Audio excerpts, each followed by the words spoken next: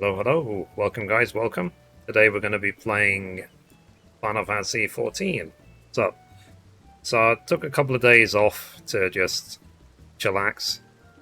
Uh, but I've been keeping up with the Beast Tribes. I'm doing the Beast Tribes every day. Hey, Joshua. How you doing? A second. I think everything's good to go. How's life treating you? So, yeah. So, my Dark Knight is full 530 geared, and I think I need to do the level 80 Dark Knight quest. Let me see. Let me check my spreadsheet. 40. Okay, let's see.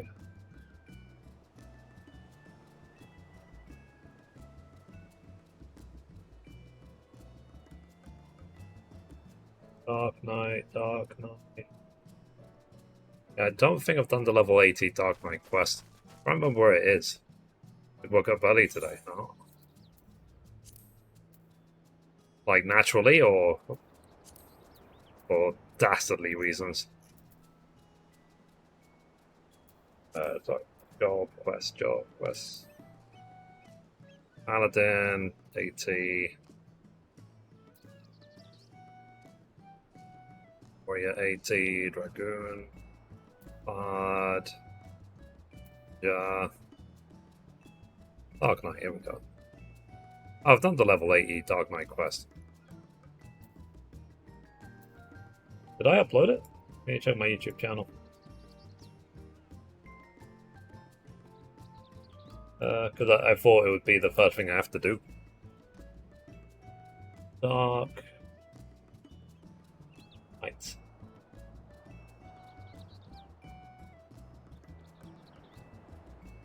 Quests. I've uploaded the level 71. I didn't upload the level 81.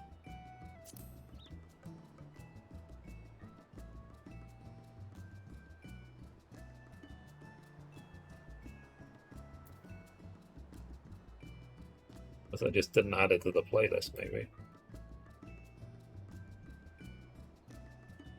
Hang on a minute. Is it possible I just never recorded it? Not then rip. Dark Knight.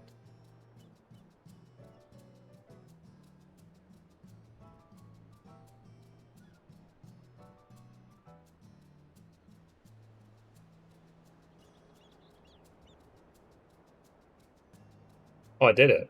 I even recorded it. I just never added it to the playlist. Okay, let's see. Dark quest saved. Oh, good. Okay, so I've actually done the level 80 Dark Knight quest. That saves some effort. Okay, so now it's just a case of level up Dark Knight. Hey, Mom. Let me check Gunbreaker. Did I do the Gunbreaker quest? Level 80. Yeah, I've done the Gunbreaker once. Copy that, paste.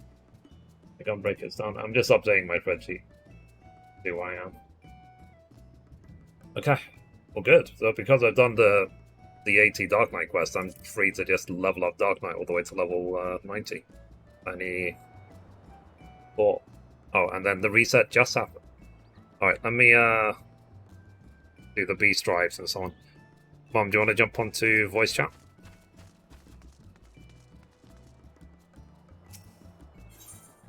We wake up a bit while I'm doing the Beast Tribes.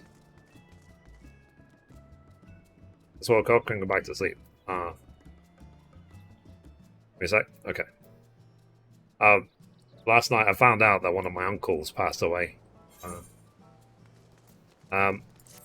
Can't say that I knew him that well. I think the last time I saw him, like, I was maybe like 12. So, but yeah. He was 72 years old.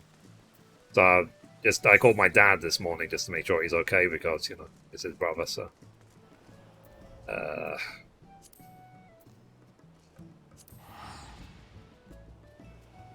Sucks. Yeah, yeah. Well, that's life, unfortunately, isn't it? Like my dad is nearly 70 himself, and he's the youngest of like it feels like 10 brothers and sisters. Like he's already lost maybe 3 siblings to old age or disease. So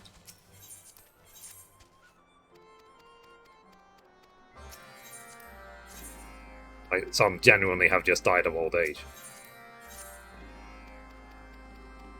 But his brother that passed away yesterday, or found out yesterday, apparently he died of liver cancer. I didn't know he even had cancer in the family. So, and apparently one of his older sisters died for the same reason. So I was like, uh-oh.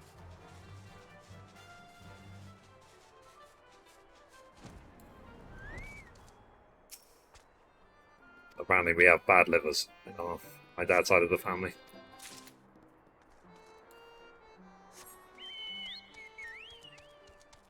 But yeah.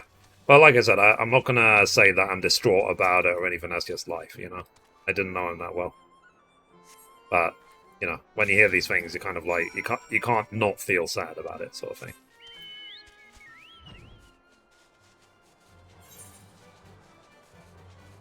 Oh yeah. It's got to move on, isn't it?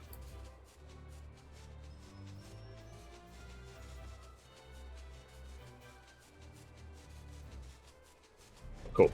Alright, so at least I've done the 80 Dark Knight quests, so I can focus on just leveling. And because Dark Knight is the last tank, so if I can just finish it to 90, then I can think about what class I'm going to do after Dark Knight. Like I said, I'm going to leave the 4 milli DPS to the end, if I can finish the leveling grind on a high.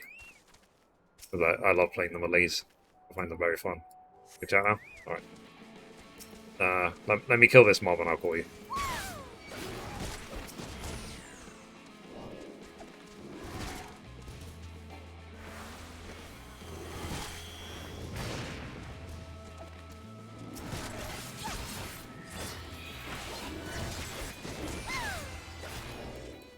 The mic.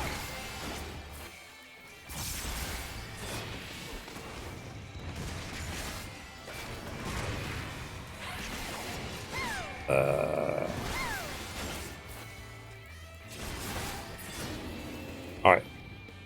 I call you, Mom. Guys, opening Discord.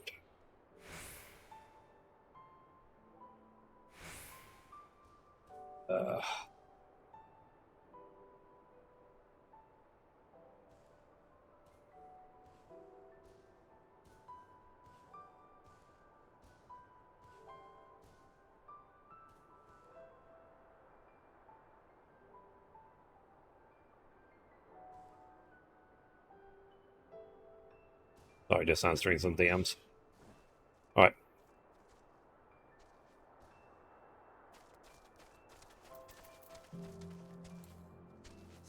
Howdy. Morning. Yeah. How's it going? Morning.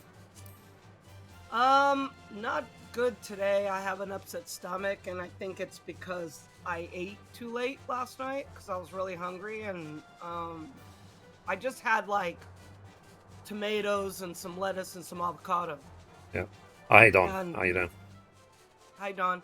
And yeah, I guess my stomach, it was too late, so.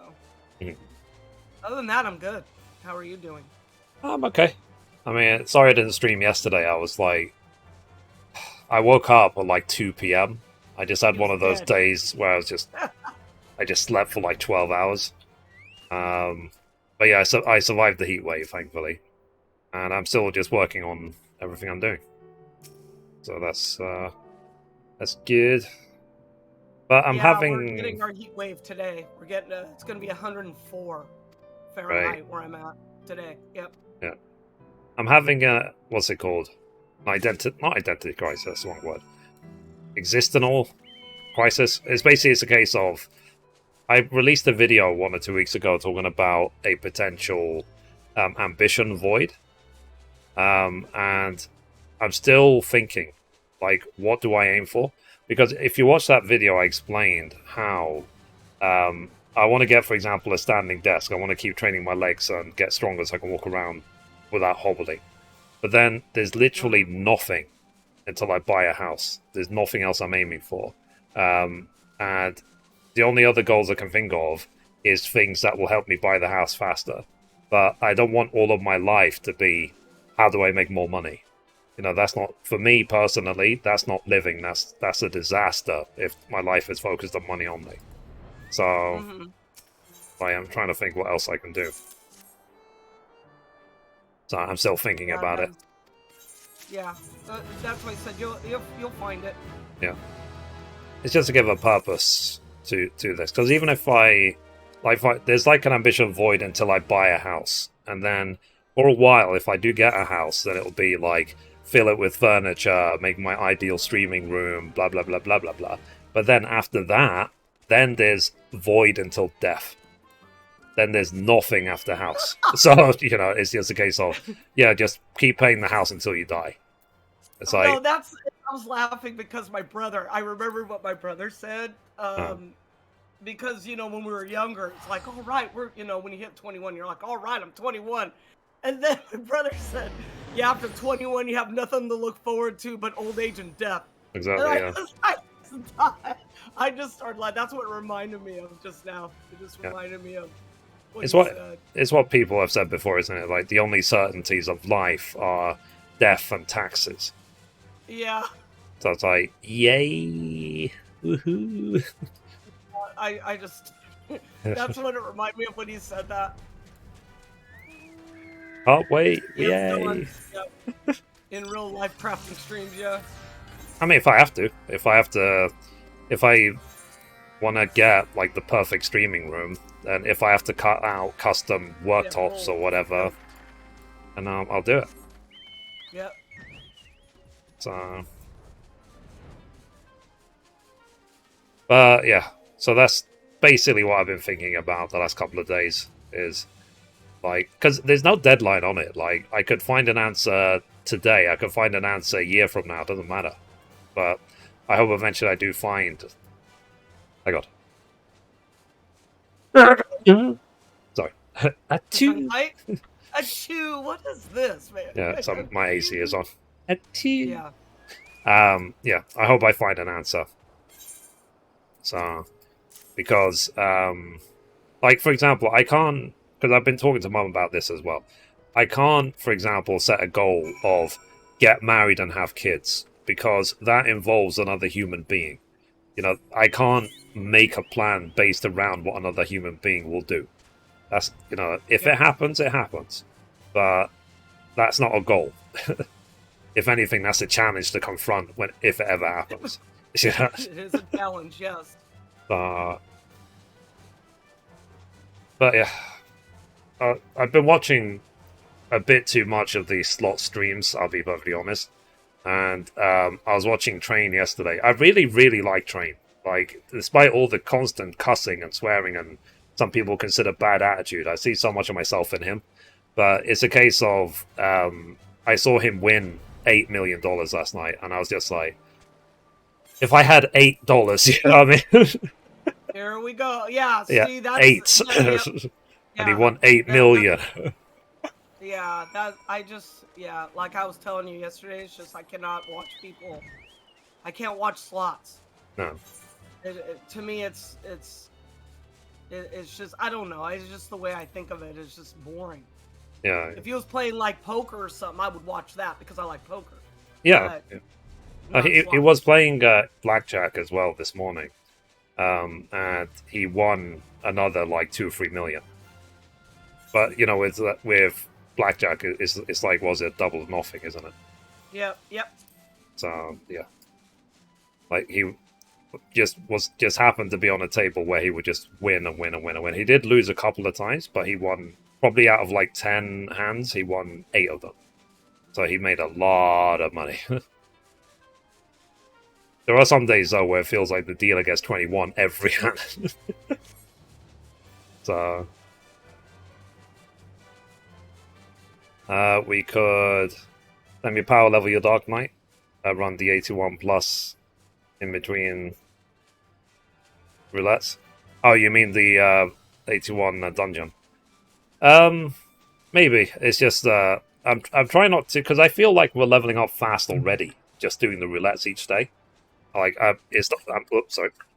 It's not a race to to get to World 90 because it will just be a case of then what. I bought a flippin' thermos for my water to keep my water cool, but look how flippin' massive it is.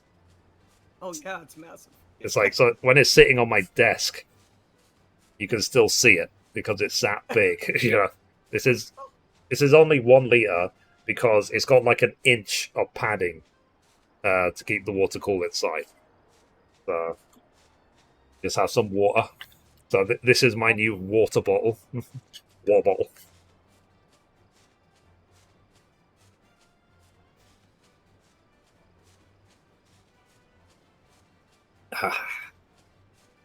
Okay.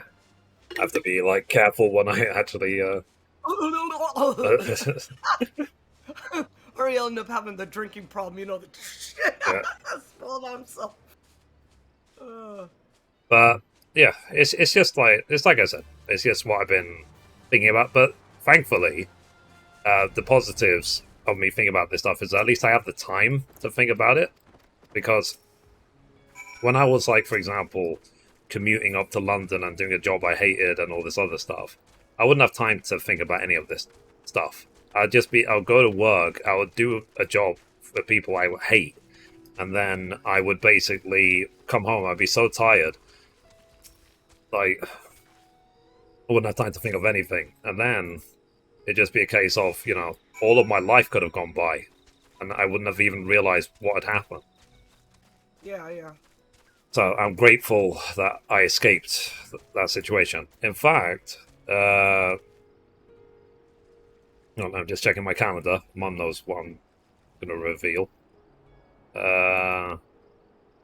Let's see. When is it? Yeah, so the 29th of June is Mithrie Independence Day. So that's going to be my personal Independence Day. That's the day I quit my last 9 to 5 job and I escaped the 9 to 5, 29th of June. And we will celebrate every year that I am a full-time content creator or just working for myself. And then on Thursday, apparently, is my partner anniversary. So this Thursday on the 23rd, I would have been Twitch partner for 5 years already. It's already been 5 years that I've been a Twitch partner, which is crazy. Interesting. So it said it was it 23rd of June 2017 when I became Twitch partner. Interesting. Yeah. But I think the Independence Day matters more than Twitch partner, let's be honest. Oh, yeah. Mithrie Independence Day. I'll even put it in my stream title. Oh but my gosh. You guys will know what it means. It's the day I escaped the 9 to 5. And the thing is, as well, it's not like being a full-time content creator is easier. You have to live and breathe this stuff. It's not a job, it's a way of life. Especially in my case, because, I run flipping 6 YouTube channels, and then I've got my social media that I'm posting to every day, and so on. And I've got my live stream. And I've got my website. So, I'm working more now than I did when I had a 9 to 5. But at least I am independent, and it's for me. So I don't have anyone telling me what to do. And if anyone even tries to tell me what I can and can't do, they just get banned or blocked. Uh-oh. So, but thankfully I've not had to do that in quite a while. That's the point, actually. I should check my Jumbo Jackpot tickets.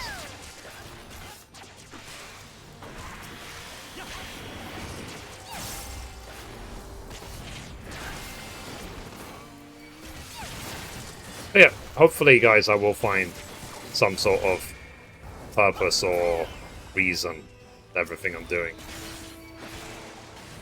What is the purpose of life? Yeah, because it's up. Yeah, I've even spoke to my dad about it. Sort of like I said, it's such an ambiguous question. It really is. Like, what are you trying to achieve? Why are you here? What are you doing? And I said, I refuse to allow my life to be like, I need more money. That is not a purpose, that is not a reason. That's not a nothing. Like, money means nothing to me. So it never has. So, as well, I mean, it does mean something as long, if you're below the minimum, where you can't even afford to eat, then money's a problem. Then it's a problem, yeah. But other than that, I really don't care. Like, as long as you have the minimum, who cares about anything else when it comes to money? So, do I need a big house? No. I live in a cupboard, but it's like, do I need more? It's what I've said so many times on stream. If I buy a house, I will do up the stream room, because I spend a lot of time, obviously, in there. What would be my future stream room. And I would do up the bedroom, because, I like to sleep at night. What about every other room in the house, you know what I mean? I'll make sure that the bathroom or the toilet has got toilet paper. And that the shower works. Well, I hope it has, yeah. Yeah. I hope so. But I would rather have a, what's it called, a bidet. Yeah, I have a bidet. So, use less toilet paper, basically. So, yeah. Something else I wanted to do. Oh, yeah, I wanted to go to Gold Saucer. Okay, let me go to Gold Saucer quickly, and then we can do the roulettes. Yeah, I'm doing the Pixie Beast Tribes right now. I already did the Oxordra. Cool.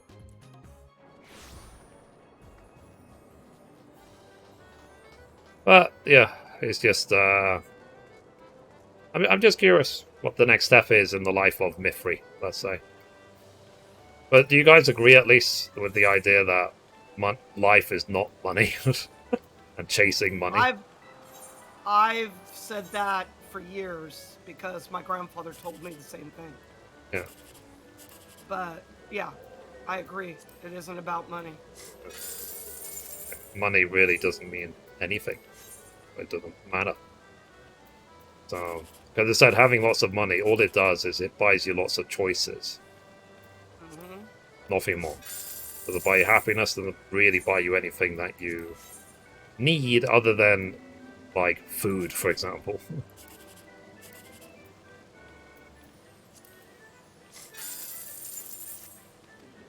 Meh.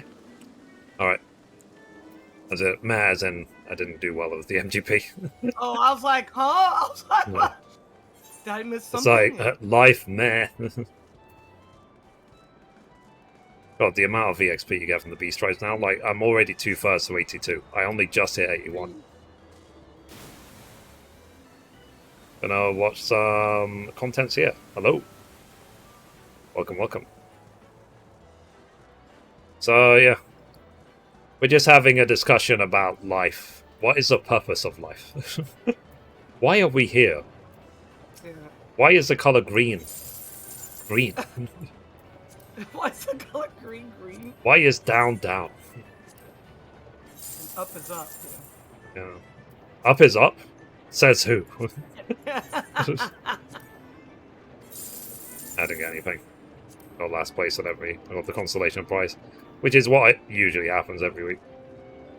But it's worth it because the tickets don't cost that much and you get 1,200.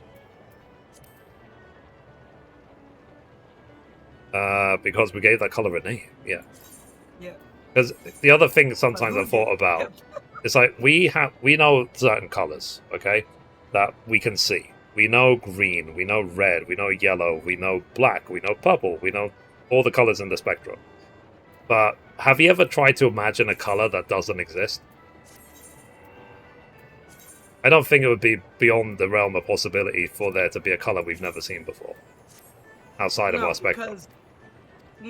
Because it's based on sight and light. So light gives off certain colors, so that's why it's based on that. Yeah, so it's just a spectrum of light and colors we see. But surely it should easily, like, if God wanted to, God can make a million other colors that we've never even seen before. That's true.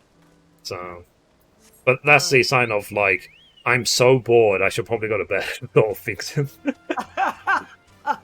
That's the because I don't know if you guys ever do this, or it might just be me because you're not special. Sometimes I'm lying in bed, okay, and I start going. I start going on tangents about stupid scenarios and stupid stuff that doesn't even matter, doesn't happen, never has happened, or something that happened 10, 20 years ago, or whatever. And it'll be playing out in my head. So I'll be asleep. My eyes will be closed, playing out in my head. And then if I want to interrupt that sequence of events, all I do, I open my eyes for once, literally a split second, and I close it. And then it's gone. I wipe it from my brain completely. So, like, so when I have any sort of, when my brain starts going on a tangent about something stupid, I will just open my eyes for a split second. I'll be like, okay, can I see it now? So, I'm serious, Don. He has a unique brain. I have never met anyone with a brain like his. yeah. Okay, let me invite I don't even you do guys. those kind of I don't even do those kind of tangents because it's like I tell my brain to shut up a lot. Yeah. Because I just don't want to hear it. And it listens. Yeah. Alright, I'm gonna be Dark Knight. I'm Bard. Cool. Hold on. I'm turning in my thingies.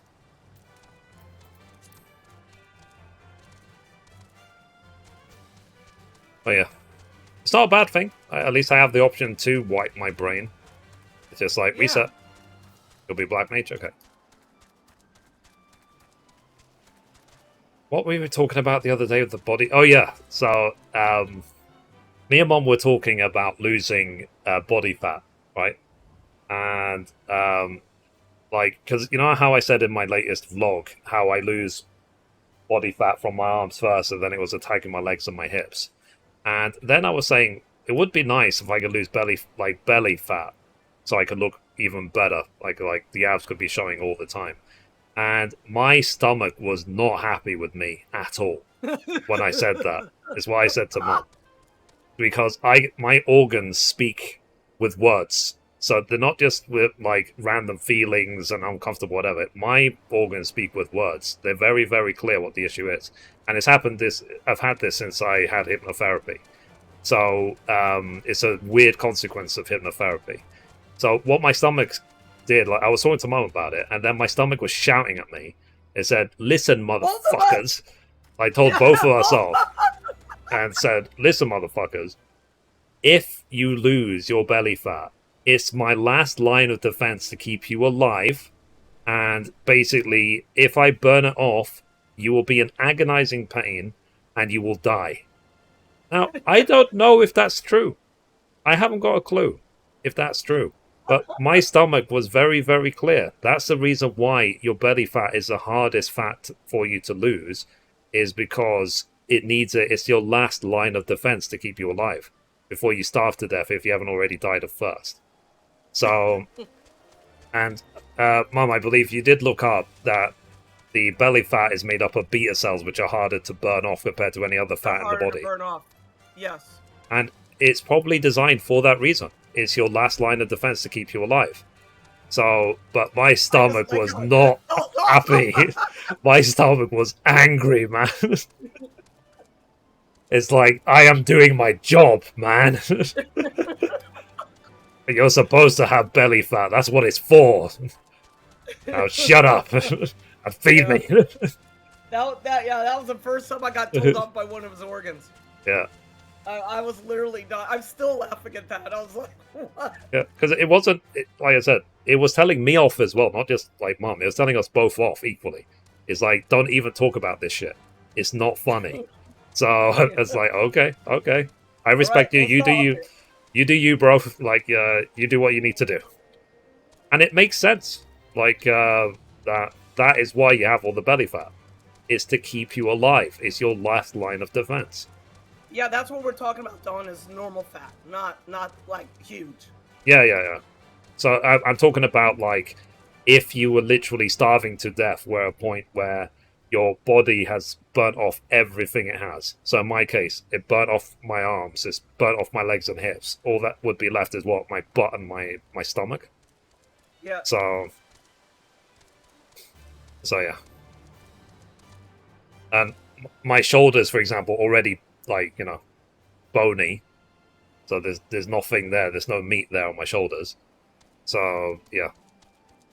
But that was funny. I even told my family about that. I said my stomach told me off the other day. Yeah, Dawn, I've had therapists like that. Yeah. That like they use smart questions and well, if I knew the solution, yeah, I wouldn't be talking to you. No. All right, are we ready? Yeah, I finished the Beast Tribes. Oh.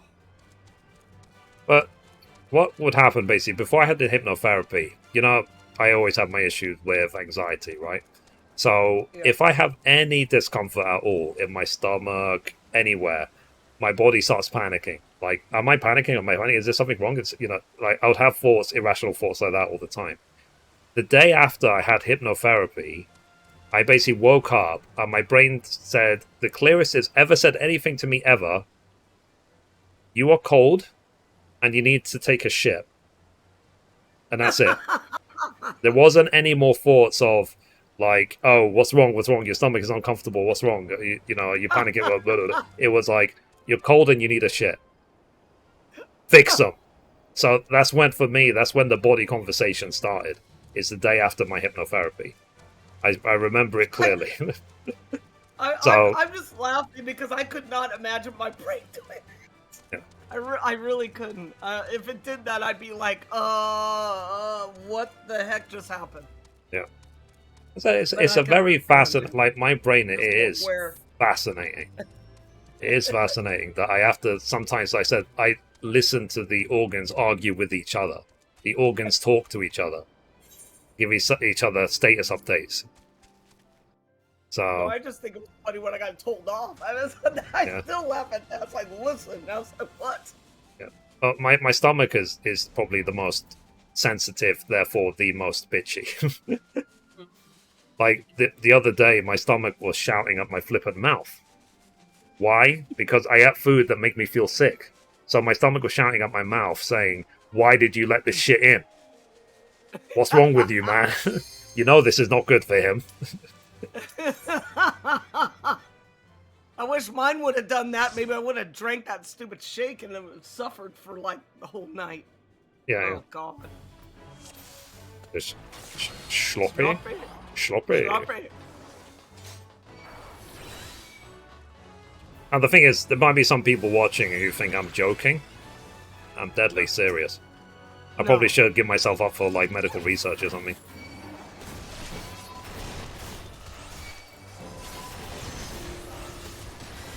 But it's a very, very fascinating thing.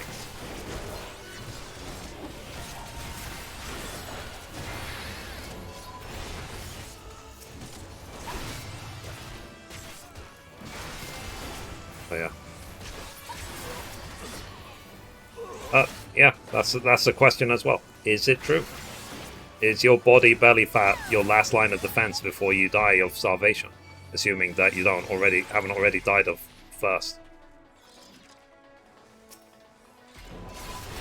I don't know. I've never read it or someone, because there was part of me, it's like, is it something, for example, that I've read before and my brain's just reenacting it? It's like, I don't think I've ever read that before.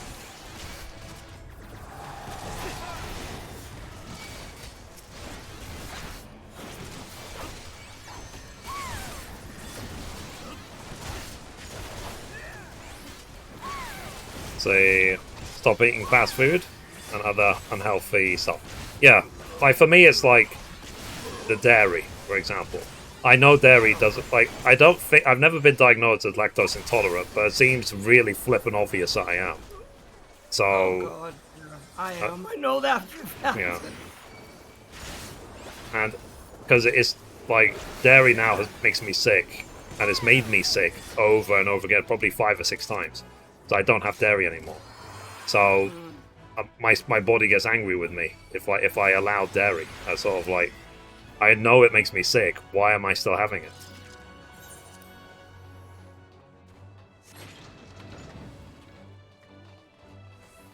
Yeah, it does. If you don't have enough fat, your body will. You've got to think of your body as a machine. So if it doesn't have the energy that it needs, it's gonna pull it from somewhere else. So Yeah. the first thing it's gonna pull from is the muscle. Yeah, because burning muscle is a better energy source than burning fat. Yeah. Yeah. What they say is like the difference Because between muscle has burning. alpha cells. Was it like the difference between burning petrol and diesel? Like one is slow Yeah. burning and one is just will give you power Yeah. straight away. Your stomach, yeah, your stomach is or your abdominal area has beta cells, so those are slower to burn. Yeah, Your so muscles have like that's a alpha diesel. cells, which are faster to burn. So it's gonna go right after your muscles first.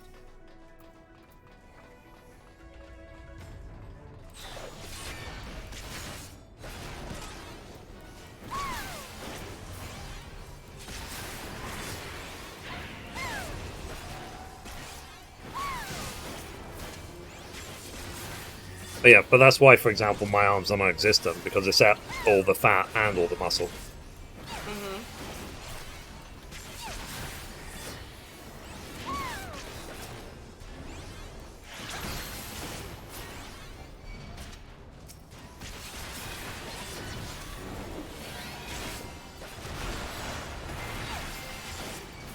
Well, that's why I've said as well in my vlogs and stuff, why I don't get into any sort of drama online. I just block everyone, because simply I've already got enough on my plate to deal with in terms of my own head. Oh yeah, I'm telling you. So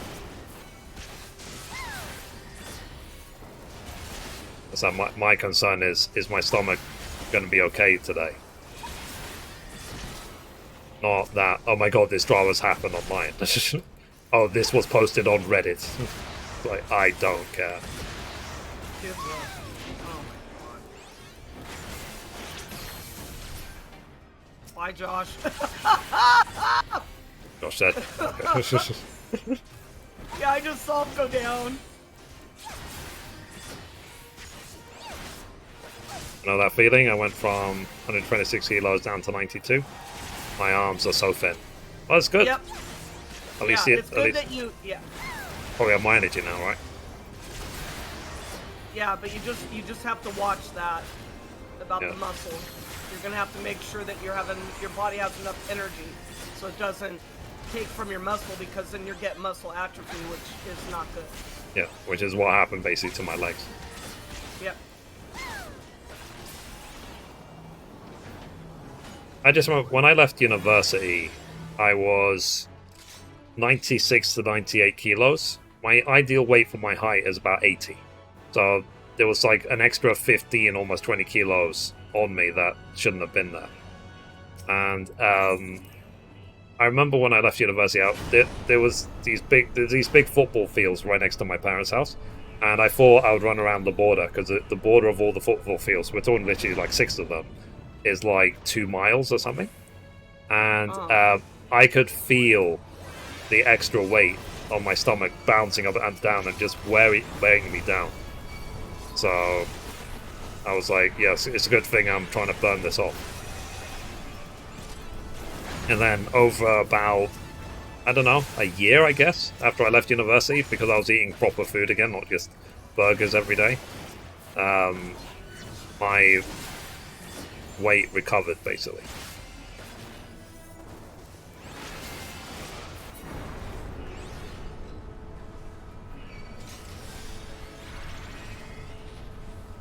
But I was, at the time when I was at university, I was eating like a flippant monster. Like, I would have full, takeout meal, burger, chips, pizza, whatever, and then I'll be thinking about dessert. And dessert for me at the time could have been like a whole tub of, say, Haagen-Dazs. I could be like, hey, I could eat this, no problem. But then when I looked into it, a full tub of Haagen-Dazs or Ben & Jerry's is like 2,000, 3,000 calories. That should be your intake for an entire day. Like, not just, one part of one meal.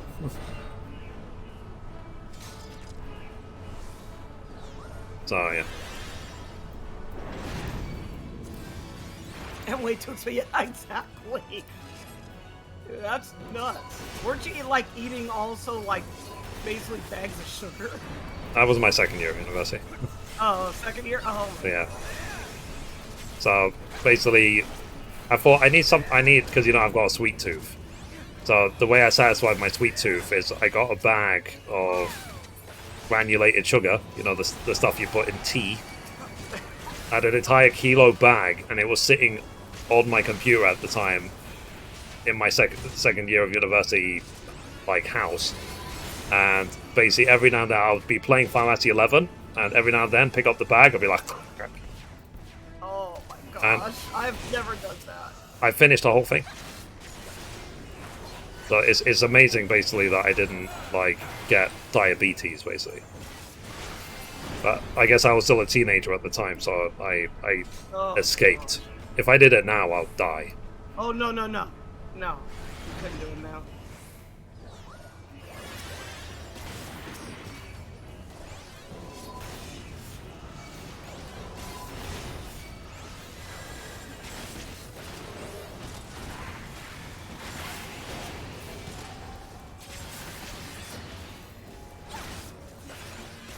Yeah. Memories.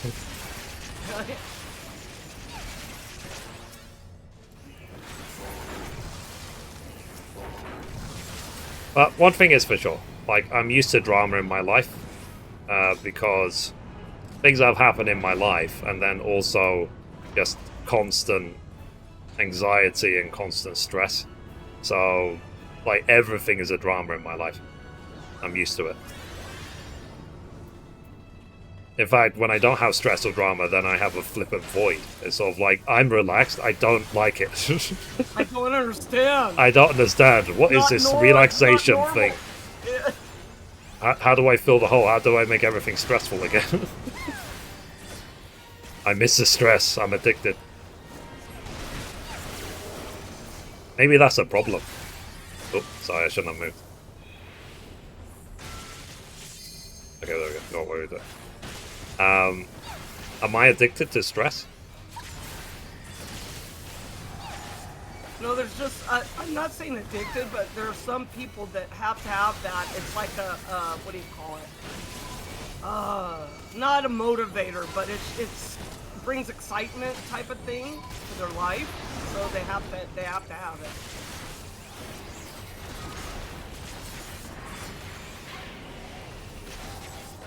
Well, each person has got their own challenge, their own twerk. It's not twerks. What's the word? Quirks, not twerk.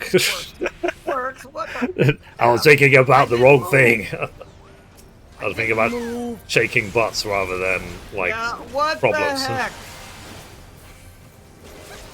It's like, damn you, Miley Cyrus. I'm sure she didn't invent twerking. She just popularized it.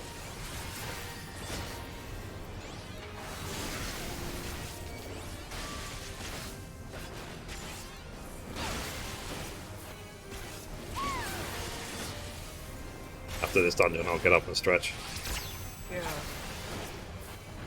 Oh, I had jerk chicken and rice for my breakfast today.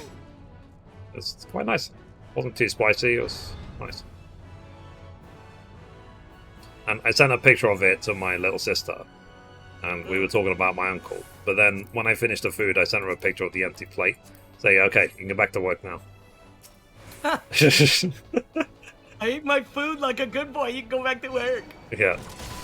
Implying that she stopped her work because I was eating. Yeah.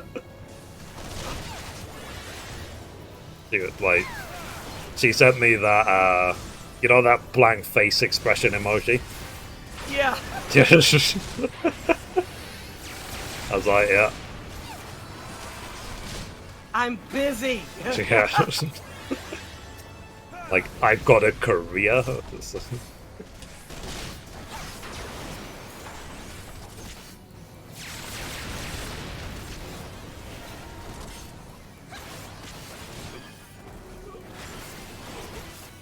But basically, this week in the UK, there's major train strikes going on,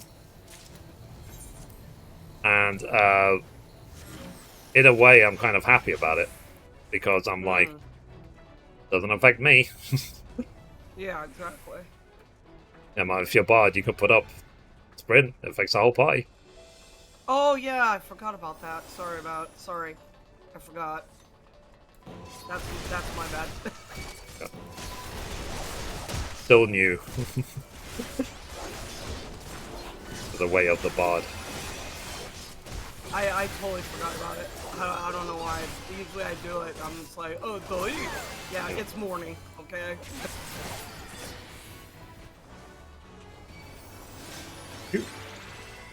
Fast movement, yeah. We have Like, sloppy. through the whole freaking dungeon, I could have done it.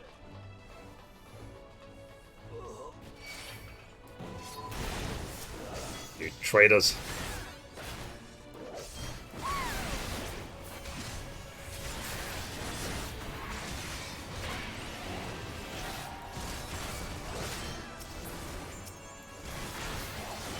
Oh yeah, it's just another day in the life of me.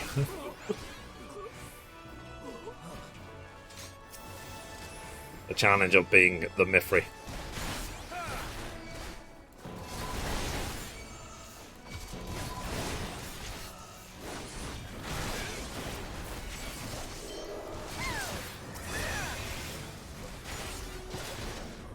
Oh, I don't know if you guys saw.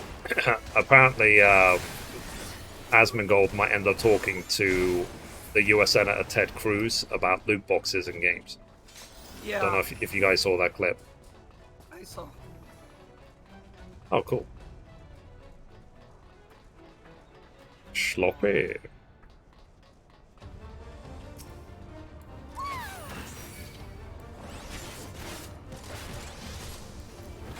It's a shame if it literally has to be made illegal for the game industry to actually do something about it.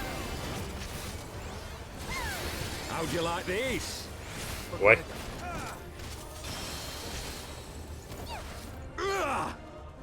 Sloppy. Sloppy. I'll tear you limb from limb. Let me go. Yeah. Sloppy.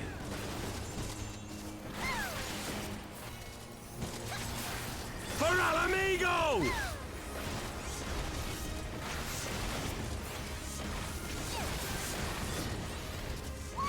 I have you now.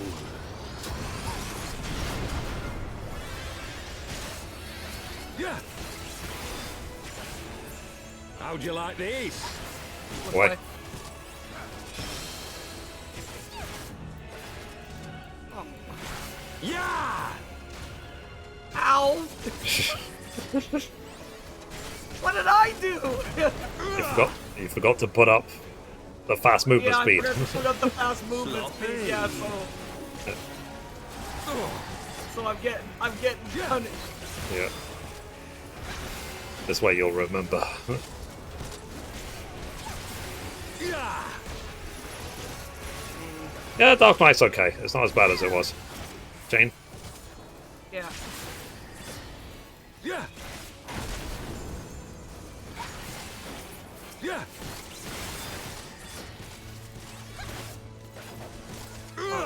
Sneak. I almost ran over there. Sloppy. Sloppy.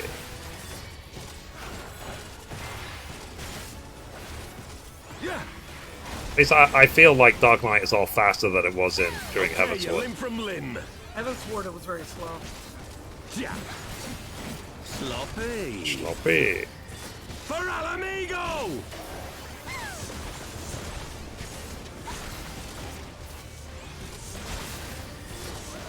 I have you now.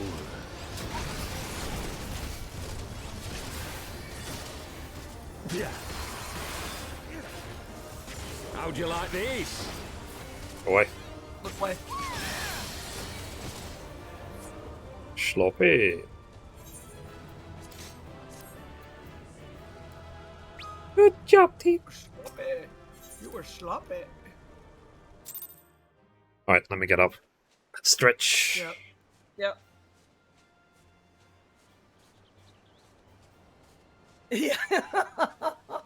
I know, Dawn. I don't know. I did bad. Bought me a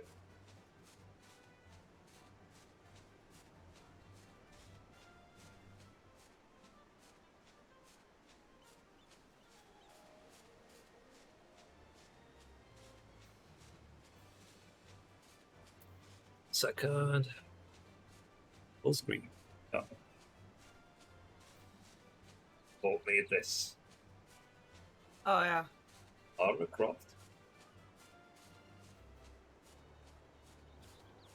You think, Yep. yeah? Nice.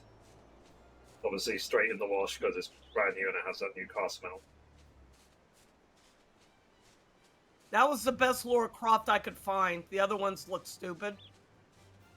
It's not Tifa, though. Hi, Neon. Yeah. Yeah, I'm wearing Tifa.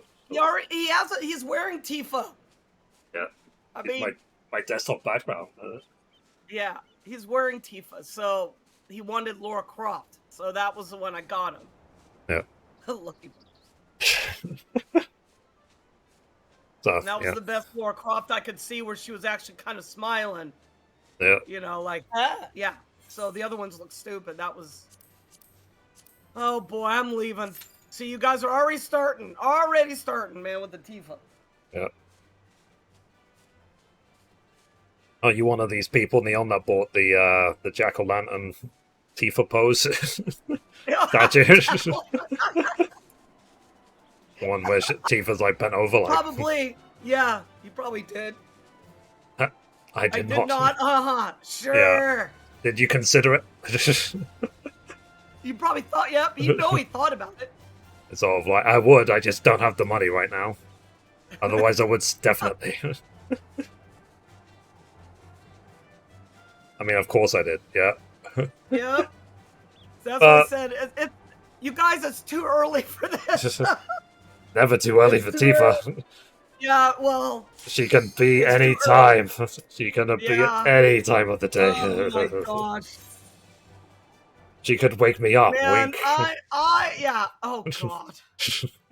I'm back with like my brothers, right? This is what happens when I was around my brothers. I would hear this stuff constantly. Let's see. You guys got room in your party? Yeah. There's plenty of Tifa to go around. Oh god, this dungeon again. Oh my god. We've done this dungeon like it feels like 5 times in the last week. Yeah. Yeah, we got room, but you'd have to be a healer. Yeah. Are you on Aether Data Center? I think most people in here are on Chaos. Yeah, is it Chaos Center or is it Chaos Server? I can't remember. But we're on Aether. So, okay, if we die, then we can blame you. Yeah. Yeah, he's on Aether, he said. Oh, you're on Aether? Cool. Okay, next time, Dylan. I'll invite you. But, yeah.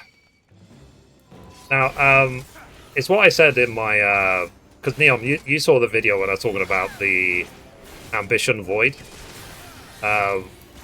Like, what would you fill it with? The ambition void? It's been a while. I'm still thinking about it, like what I want to do with my life, because I don't want my life to be make more money and pay my bills better, buy stuff. I don't care about money. I forgive. I forgive. You know, for me, like chasing a paycheck is not living. Tumblebees.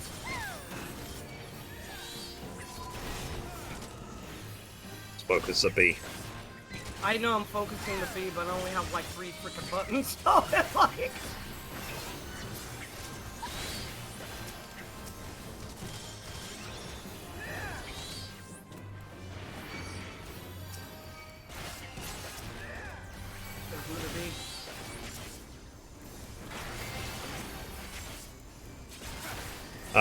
Is there an in-between for now and house? Any way you can upgrade your way of living? I don't need it though. Because that's what I'm saying. It's like, for example, I could buy a new graphics card. I could, you know, I said, but buying stuff is not what I have in mind. Is, you know, it's a want. It's not a need. So, like for example, like if I was a scientist and I could cure cancer, I would do that. It's like, yeah, do this research and cure cancer, but I'm obviously not a flippin' virologist. So, but I'm sure I'll find something. So, because it said it's meant to be a very ambiguous question. It's kind of like, you know, it's like asking what is the purpose of life, or the purpose of your life. But I don't know. Have fun. Oh,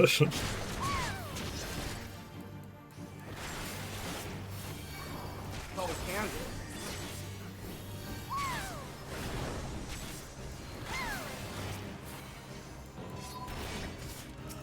Play games. Play games, yeah.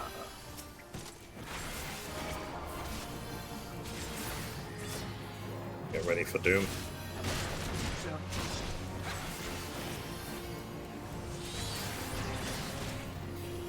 Get Doom.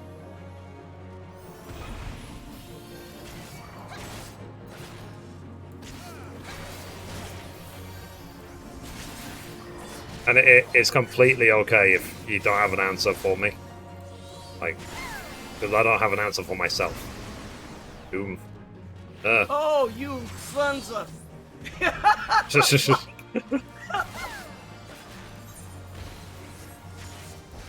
Nothing good.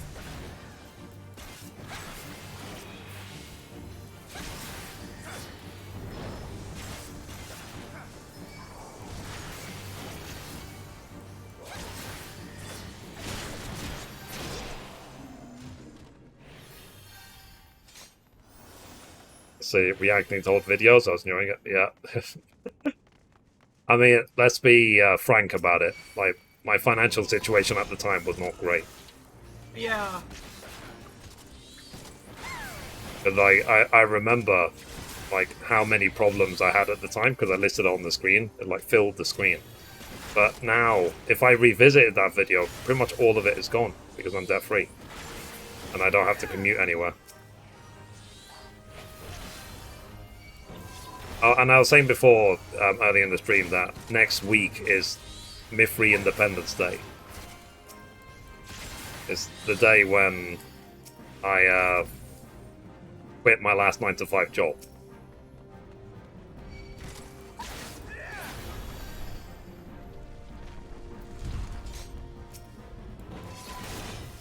Off of me.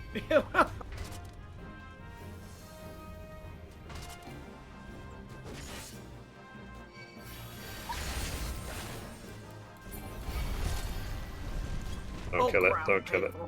I hit the wrong one. That was me. Dang it. That was me. How many years has it been? 4 years already. 4 years as a independent, full-time streamer almost. Yeah. Crazy.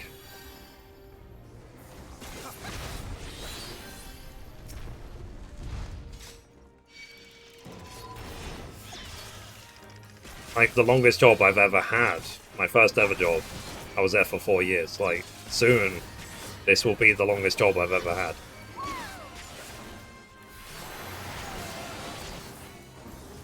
Yeah, I think I've been here like 6 years already. 5 or 6 years. 6 years because I met you 2 months after you moved in. Yeah. So it's been 6 years. Long time. Time is flying, eh? Yeah. Oh God. Tell me about it. Yeah, I know. 6 years. I know we could save time, Don. Where's the fun in that? Yeah, we don't. We need this for entertainment. Remember, Don? Yeah.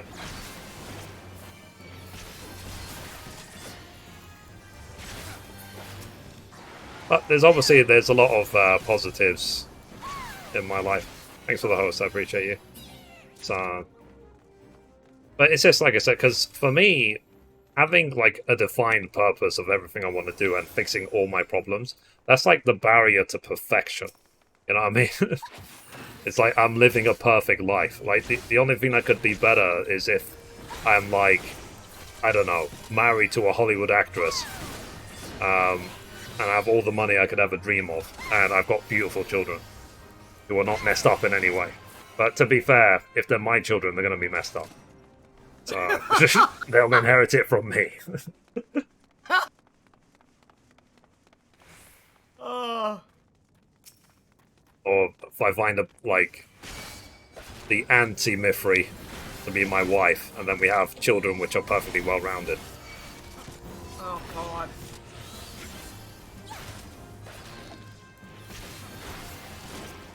Let's see. I'm glad I have well-rounded children. Yeah. I don't do normal. I don't believe in normal. No, do I? Well, no, it keeps it exciting, doesn't it? Yeah. But we were having this entire discussion before about the body conversation. Oh yeah. Want your opinion of this? That's something we were talking about before. So, I mentioned in my vlog about how I'm losing weight. So my arms are getting thin, my legs are getting thin and so on, because I wasn't eating enough, so my body is obviously burning my fat stores. And I was talking to Mum about it. I said to Mum, it would be nice, for example, if I lost belly fat, so then my abs would show. And, you know, I would look great all the time and so on. And my stomach told me off, shouted at me and Mum, even though I had to translate because Mum couldn't hear it. So what my stomach said is, my stomach was very blunt. My stomach said, "Look, motherfuckers." So it wasn't even nice about it. It was flipping, like, shouting at me. It was abusive. That, "Look, motherfuckers, if you burn your stomach fat to live, then you will be in agonizing pain and then you will die.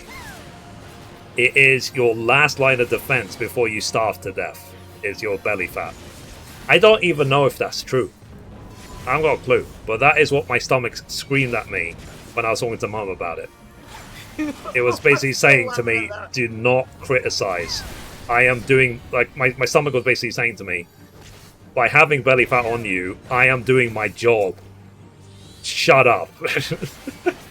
I've never had someone's organs yell at me before. I was laughing so hard when he told me, and I'm just like, oh my gosh.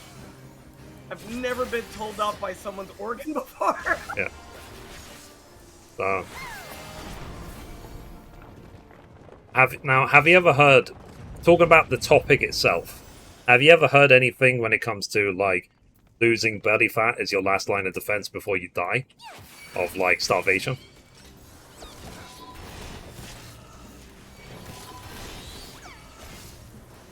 There's no point asking whether your organs shout at you, because I think, in my case, I'm unique. Yeah. I don't think anyone's ever said that.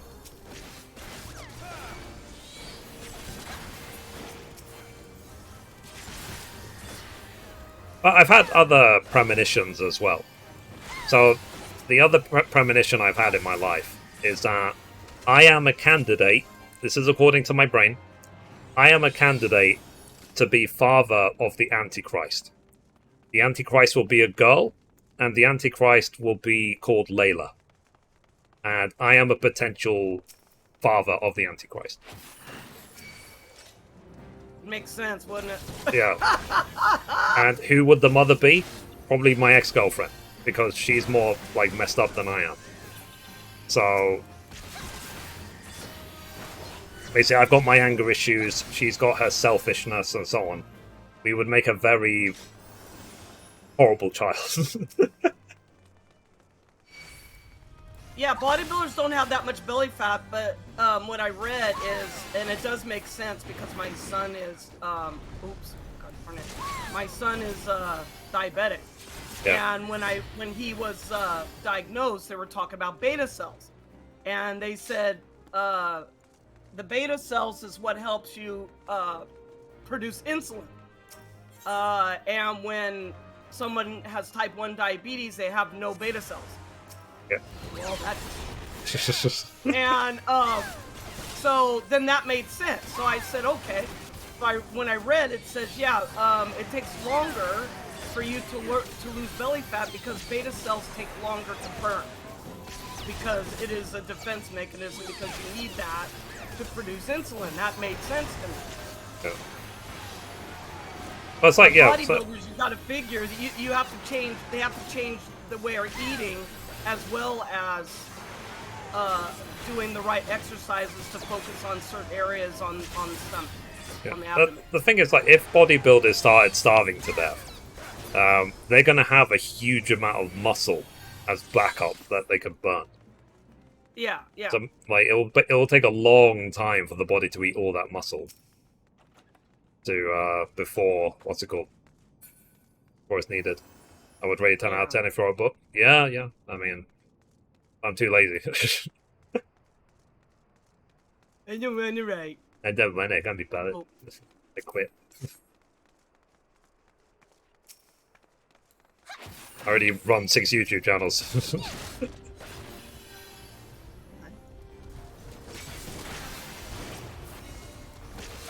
But this is why I've already said that I'll never write a horror movie, because I don't want to unleash that horror on the world. The world doesn't deserve it. No, insulin is produced by the pancreas, but it's also dependent on beta cells.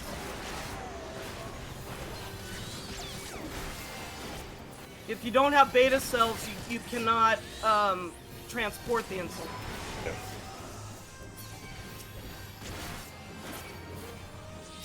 Because my son is a type 1. He has no beta cells. Yeah. I mean, Neon, do you want to join us on Discord?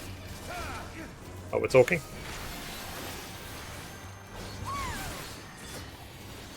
Up to you.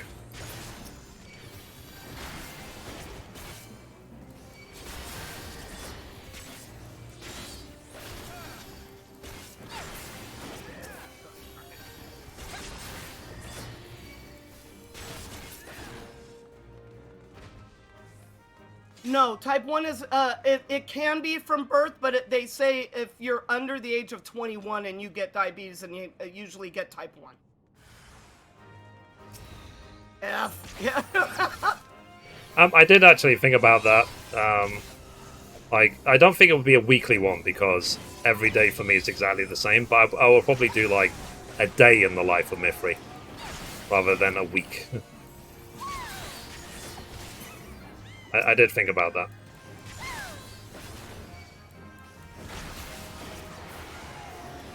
But it would be like the vlog channel is almost like a throwaway channel. Like, I don't know if it'll ever get partnered on YouTube. Probably won't.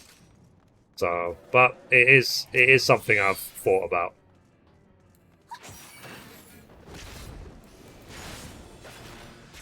Oh, the healer's feeling the cutscene. Oh well. Fine.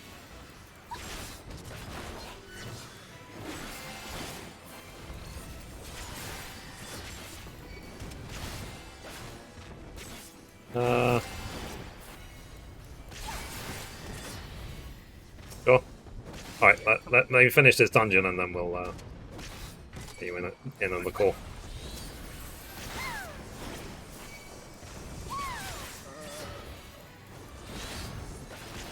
Can we invite people? Because I'm calling one directly, or do we need to like go on the channels somewhere? I don't know. Yeah. I think we could just... Are you on my server, Neon?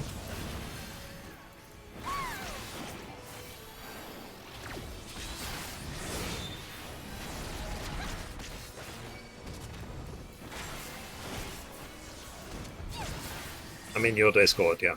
Yeah, if you join general chat, I'll drag you into the stream room. Yeah, I'll have to... I'll be there in a sec. Yeah, because I'm busy. Nearly done. 20% to go.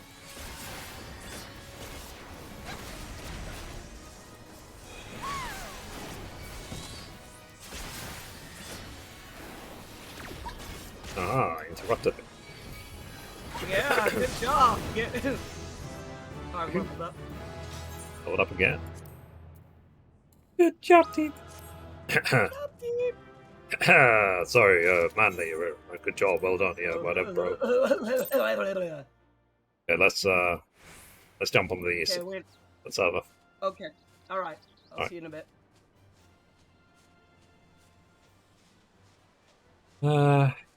Okay. Ah, there you are. Alright, I'll do. Let's see.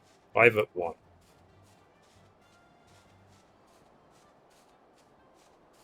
Thank Hello. you. Hello. How's Hello. it going? Just you could hear me. Yeah, I can hear you. Yeah. Well, my Discord was saying, oh, whatever the issue is, we can't detect your microphone. But Yeah, Oh, no, yeah, yeah. I get that. I get that I sometimes get as that. well. Usually after Windows Update, it changes all my settings. oh yes, there was a Windows update. Yes. Yeah, that'll mean, do it. It'll screw I up don't even know your... what it changed, but it No, Something- it always screws up your settings. What's your name in game so I can invite you? a Neo Genesis. Okay. Oh, On, dang! on Saga Tarnis or which server? I'm on Gilgamesh. Okay, let me see if I can add you Yeah. to friend list. You can either do that, or you can make a party finder, make it private, and give me the code if you like. Okay. Whatever works for you. I can invite you to friend list. That might be easier. Where are you? Let me check. I've got room because I'm super, Yeah, super famous Kappa. Yeah. Actually, not really, but I have got full friends list. Player search. I don't. I'm not that popular. Well, See. to be fair, this was back from like 3 years ago when I was streaming 14. Yeah. Gotcha. So it was back when I was like raiding. People used to just add me and stuff. Yeah. Okay, I have room now. Okay. Yeah, start kicking some people. Well, I need to really go for my whole friends list and just boot people who are unable to retrieve. Yeah. I've been meaning Yeah, to do that yeah. as well. I think when it says unable to retrieve, they've actually changed. I think they've changed data center maybe or server. Yeah, they can change server. Yeah, or they just don't like you. I mean, I didn't want to say that Mithrie, but I mean, Let me. Okay, so I'll make a party finder then. Okay. And then maybe when you join group, you can group add You can members. do that. And I do friend list. Add us. Secret. Okay, password. Private party. Password will be boob. So 8008. Oh, can you do letters? Oh my god. Okay, Chandler. Yeah. Jeez. I mean, yeah. Oh, And there you now are. if you go to social and then go to contacts, you should have me in Yeah. there. Let me just So you can end have this me there if you recruitment. like. Let's see. And if I click end on PyFinder, it's not going to kick you out, is it? No, it's fine. You're fine. I'm in. I sent you a friend request. Okay, now I just need to make another couple of spaces. So Start kicking. Start Yeah. kicking. Kick from party. Social. Let's see. Yeah, what? How do I invite you? Thank you. you can add me to friends in a second. I only had one space, and Mum beat Ah. me to it. So I'll just fix that. Like, See how kick more. you see how they bully me, chat. Okay, I just need to make one more space because someone Chloe just added me, so I just yeah. Yeah, that's Joshua in chat. Oh, okay.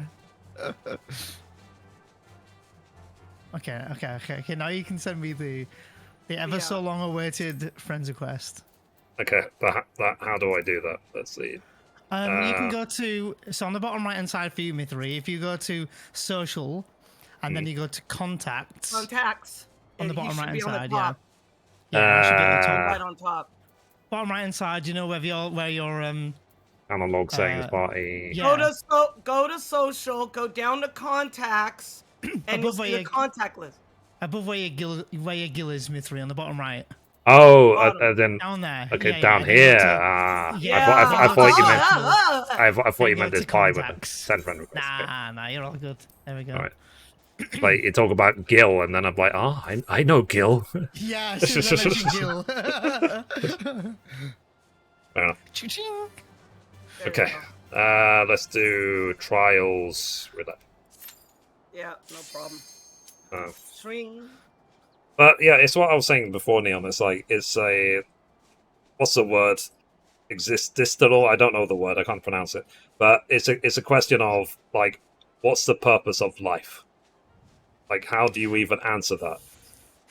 Yeah, because your main focus for years was becoming debt free, and then Yeah, you know, and I've done now that you've now. achieved it, now that you've done that, you need to like find like a motive to not keep going, but like to something else to aim for.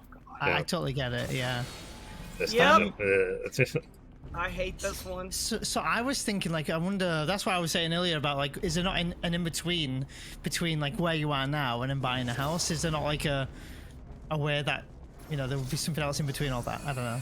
yeah, I mean, because I just want to make sure that my entire life is not, oh, I want to get more subscribers so I can make more money. I don't think that's gonna That dollar. satisfy me. Like, I would rather it have. I want to have almost like a noble purpose. Something that actually has meaning, rather than just I'm trying to get paid more in it. Like that for me, that's not a purpose. So, but hopefully I'll find something. But it's definitely not urgent, and it's also.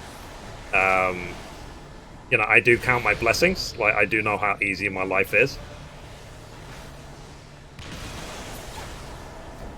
Get one of these. Oh, someone's. Oh, I can't get that one. Dang it.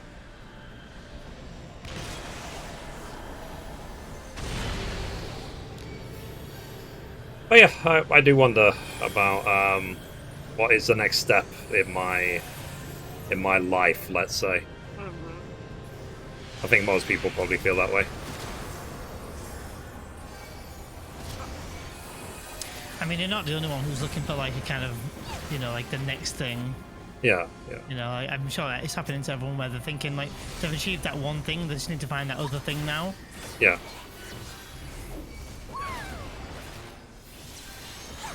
And, who knows? Like, maybe I could, focus on these little, these sub-goals, like, try and make more money from YouTube and Twitch. It's all like, maybe it will actually satisfy me. I'm assuming only that it won't, but if I start making bank, Brain? No. like, I think it will have to be a big increase. Like, I'll have to go from what I'm earning now to, like, 5 figures a month or something. Then I'll be like, oh...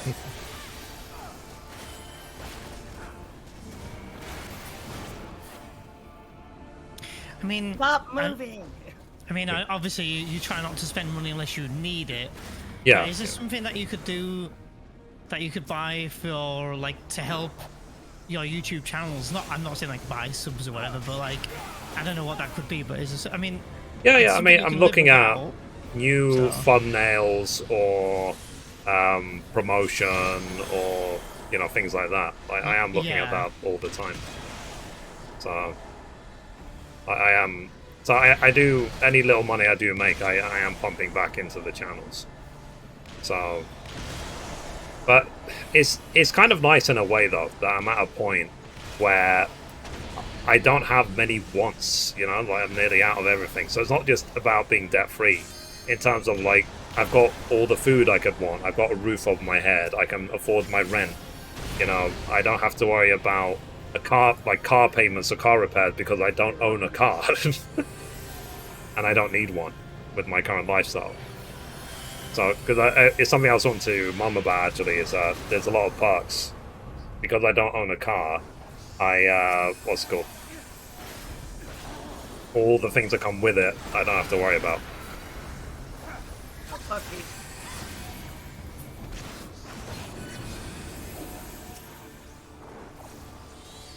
I hate when I get notifications on my phone and I can see it in my, like a corner of my eye. Because now you're And I'm like, curious don't about what look it at is. it. I was like, no, yeah, all of a sudden I see it in the corner of my eye. I was like, my eye looks down, I was like, not now.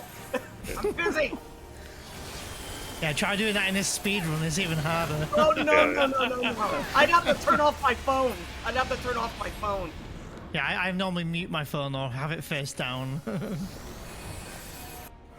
God, I hate this one. Yeah, you can limit break the thing to kill it as soon as possible.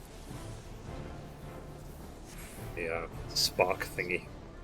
The Fisher, whatever the hell this stupid thing is. And I'll just keep going after the meteors with the other tank. I think it spawns after the first meteor. Yeah, it does. There you go. There it is. Comet's getting me.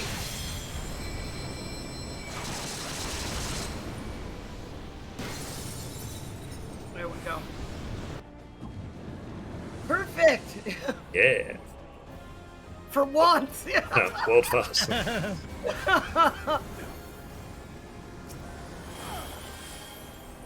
But I remember wiping on this for hours when it first came out. Yeah, everybody, I don't know what to do! Yeah. Did you do your first time for your YouTube video, Mithrie? I did, yeah. Yeah. So did you just edit out all the times you died? Yep. I think probably, yeah. I got in the habit of doing that, but when I was first recording videos back in like the beginning of A Realm Reborn, I kept everything in. Like even traveling from one place to another, like teleporting, or like I remember even at the beginning of 2.0, I was so cheap, I would not even use teleport because I was like, I'm saving Gil for a house. Yeah. So I also think, Mithrie, because your background came from Final Fantasy XI, you bring that like side with you to 14 because you came from that MMO to this MMO. I know you did WoW and stuff before as well, but you have that in your mindset where you don't want to have to spend Gil unnecessarily. I mean, we do now because we're lazy now. We can go from A to B in a matter of Gil and you can get your Gil back. Yeah. But back then in FF11, you would just try to make it your way on Chocobo everywhere if you could. Yeah, because yeah. it was cheaper and you'd save Gil that way. Yeah. Because making Gil then was harder than it is now anyway. And like shouting in a town for, it's like, oh, I want teleport to holler. these anima or whatever. Yeah, exactly. Yeah, and you'd have to give the white mage, was it 1,000 or 2,000 depending where. Yeah. So that's how I used to make Gil, yeah. I'd be on a white mage and just sit and like you'd wait for a shout, invite that person, trade Gil, and teleport them. Yeah. Yeah, I never played 11. God, that was so My good. kid did. Oh, so good. I love those days. My kid played 11. Yeah. I wasn't into gaming then. Well, I gamed on console, but not on PC. When I came from 11 to 14, I struggled to get on with 14. Like, 14 was amazing, it was fantastic. And the temptation was for me to just stick with 14 because back when 14 came out, when 11 came out, I never played it at the start. So I was like, so now I can like play 14, but play it from the scratch this time. And I just really kind of didn't like a lot of 14 at the start. Like, it took me a long time to adjust to it. I actually went back to 11 for about 2 or 3 months. Are you talking about like 1.0 for 14 or like no the Realm Reborn? No. I think I started around the patch where they brought out Ninja or Rogue. Yeah, I think that's where I started. I mean, that's because, like what, 2.4 or something like that. Yeah, 2.3, 2.4, somewhere like that. Yeah. I think so. Anyway, but what else was it? I did buy 1.0. I have a 1.0 upstairs, but I could not play it on my laptop at all. Like back then, I wasn't a PC gamer, and I just could not play it at all. Yeah. I mean, 1.0 was so bad. Like, I played 1.0 for 2 weeks. I hated it so much, I actually deleted my Square Enix account. I only got it back because they restored it. So, and so that's why Yeah, that's why Mithrie has got the legacy tattoo, but she doesn't have legacy status. Because I did not stick kid around has long enough to legacy. play sub. I My think kid my has character's the legacy. same. I think because I actually created characters in 1.0, but Yeah. but I never got like the tattoo or anything. I think I've still got that. Like I'm still on that account now. Yeah. So I have been around a long time, but I just couldn't really play. I remember like I made a character. I made him in Gridania, and I just could not see what I was doing at all. No, yeah, It was Gridania was something crazy. special. Like, do you remember how complicated the flippin' 12'swood was in 1.0? It's just like a labyrinth. I couldn't even leave the town. I was Oh. like literally unplayable. Like, and I turned all my settings down to like minimum everything. Yeah. It just wouldn't run. But it wasn't just me having issues. Like, it did take up a lot of like. Apparently, back then it would take up a lot of CPU to just like run. Yeah, yeah, like you would have to have like a top weather of the range. machine, like research like machine if you wanted to run at max setting. Yeah. And I think back then, like, I just didn't have any of that. Like, I had a bit, you know, it was a quote-unquote gaming laptop, but Yeah. it was awful. Yeah, but it's just because I had a similar story in terms of I quit 1.0 and then I went back to 11 for a short time, and I was in a very tiny link shop. It was literally like 4 or 5 people, but the difference is those 4 or 5 people were online every single day, so they helped me to clear pretty much everything. Like, I cleared up all of Chains of Promathia, all the expansions I finished Treasures of Achtergon, whatever it's called. Yeah, I don't even know how to say it either. Yeah, and then I started working on the expansion after that. Can't remember what it's called. But I Was it got, OS? I can't remember what it's called. But I got about maybe a quarter of the way through it, and then the BFA3 for 14 started, and I was like, after playing BFA3 for 14, I couldn't play 11 anymore. I sort of like, 11 is too old. So I know what you mean. Going from 14 to 11 is like, graphically, it's yeah, hard to like go back and play because it hasn't aged very well. Although saying that though, I'd honestly still say that the world of 11 is, in my opinion, better than 14 still, because yeah, it was man, just the deal, yeah. huge. Yeah. Just the world was so much better. I don't know. Yeah, I did yeah. say to the chat already, I said one day, hopefully, we can just jump into 11 and just explore it and see what it's like. So, Yeah, I mean, that would be fun. I think we talked about that a few years ago. A couple Yeah. of years back. I think it would be interesting. And it's also the, like, I've seen with 11 that you can really almost solo everything now. Like, you can can. basically get a group of NPCs to do all the content. That's correct. You can, yeah. You don't need anyone to do any of the storyline now. You can literally do it with, as they call it in 14, they call it trusts.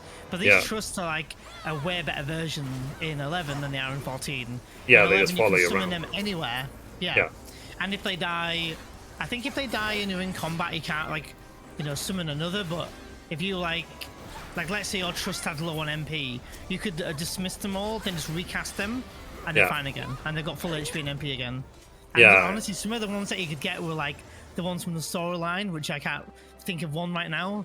But I think there was a Dark Knight called Zed. Yeah. I don't know if you remember that. Yeah, like you can like summon him and all these others. And what's it? Tenzu, the samurai, and stuff like that. Oh yeah, that's it. Yeah, exactly. So I did go and play. I don't know if you ever did Mithrie, but if you ever do go back and you get your hands on those trust again, the Yeah. what's it called? Rhapsodies of Vanity L. It's Yeah. meant to be amazing. Yeah. It's I mean, meant to be really good. So I did actually. I got the Steam version of the game as well, because obviously installing it on Steam is way faster than installing it on Play Online. Play Yeah, Online for is sure. so flippant slow. But on Steam, it's just as quick as any other game. So yeah, one day I'll try and announce it way in advance, and people want to jump into 11 and like explore it if they haven't seen it before. that might make like you could maybe make some sort of small series on it as well, like a returning to 14 after this many 11 after this many years or something. Yeah. That might be really good fun. And I actually did a series myself maybe about 3 or 4 years ago, and you know, I never have ever really got thousands of views on like quote unquote like let's play style games. Yeah. I made that like a let's play, and honestly now I look at it and I've got thousands of views on it because people want to see what 11 was like. Yeah. Like, what's it like in 2022? Yeah, absolutely. Yeah. The thing is as well, like the problem with gaming is when it comes to YouTube, gaming is very, very saturated.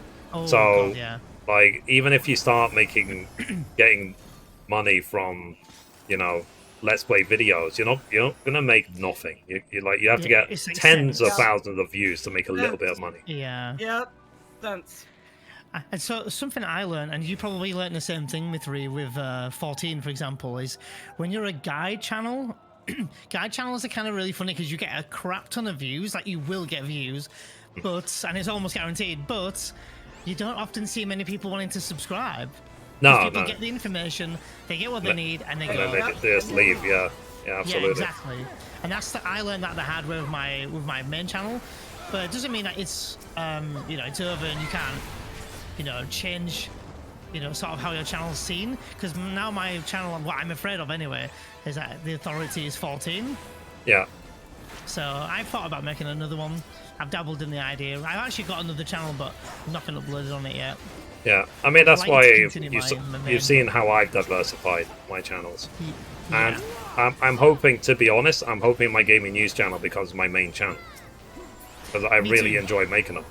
So That's why I've made it a command on my channel, because like I could promote like your main channel with like 40,000 plus subscribers. I could do that, but I want your gaming news to take off because I can see that you genuinely enjoy doing it. Yeah. So I've got that as a command. So if I remember, I'll just like try to like plug that as much as I can. And I try to like encourage people saying, you know, it's gaming news every day, like a few minutes of your time, like, you know, just anything I can to help, really. I appreciate that, definitely. It's just, I love making them. That's why, like, I've been doing it for more than a year. It actually started as I need to post stuff on Instagram. So what can I think? So if you look up some of my oldest posts on Instagram, it's me just saying, oh, well, this is in the news today. And then it turned into what is now the gaming news. So, Yeah, and then... you were doing a series before, weren't you? You were doing the... What is? Yes, that's it. Yeah. I was trying to think of exactly what you were calling it. Yeah, that's right. Yeah. But it kind of ran out of steam. So because I almost ran out of games to talk about. Well, games that interested me anyway. Like, there's always an infinite number of games to talk about, but like I didn't want to just make a video about a random game I've never played Just before and for the have sake no of it. intention of playing. But the gaming news because is you want so some passion varied. there. Yeah, and I like the Yeah. gaming news. Like the problem with the gaming news only, there's some days where you literally have like a million stories and you have to pick a couple of them that most interest you from it. But there's some other days like today where I found the first one or two stories initially quite quickly, but I spent maybe an hour trying to find the third story. So, you know, there's like nothing to talk about. And you can probably tell with the type of stories on some days where it's sort of like, if I am talking about a free game on Epic Game Store, it means I had nothing else to talk about that day.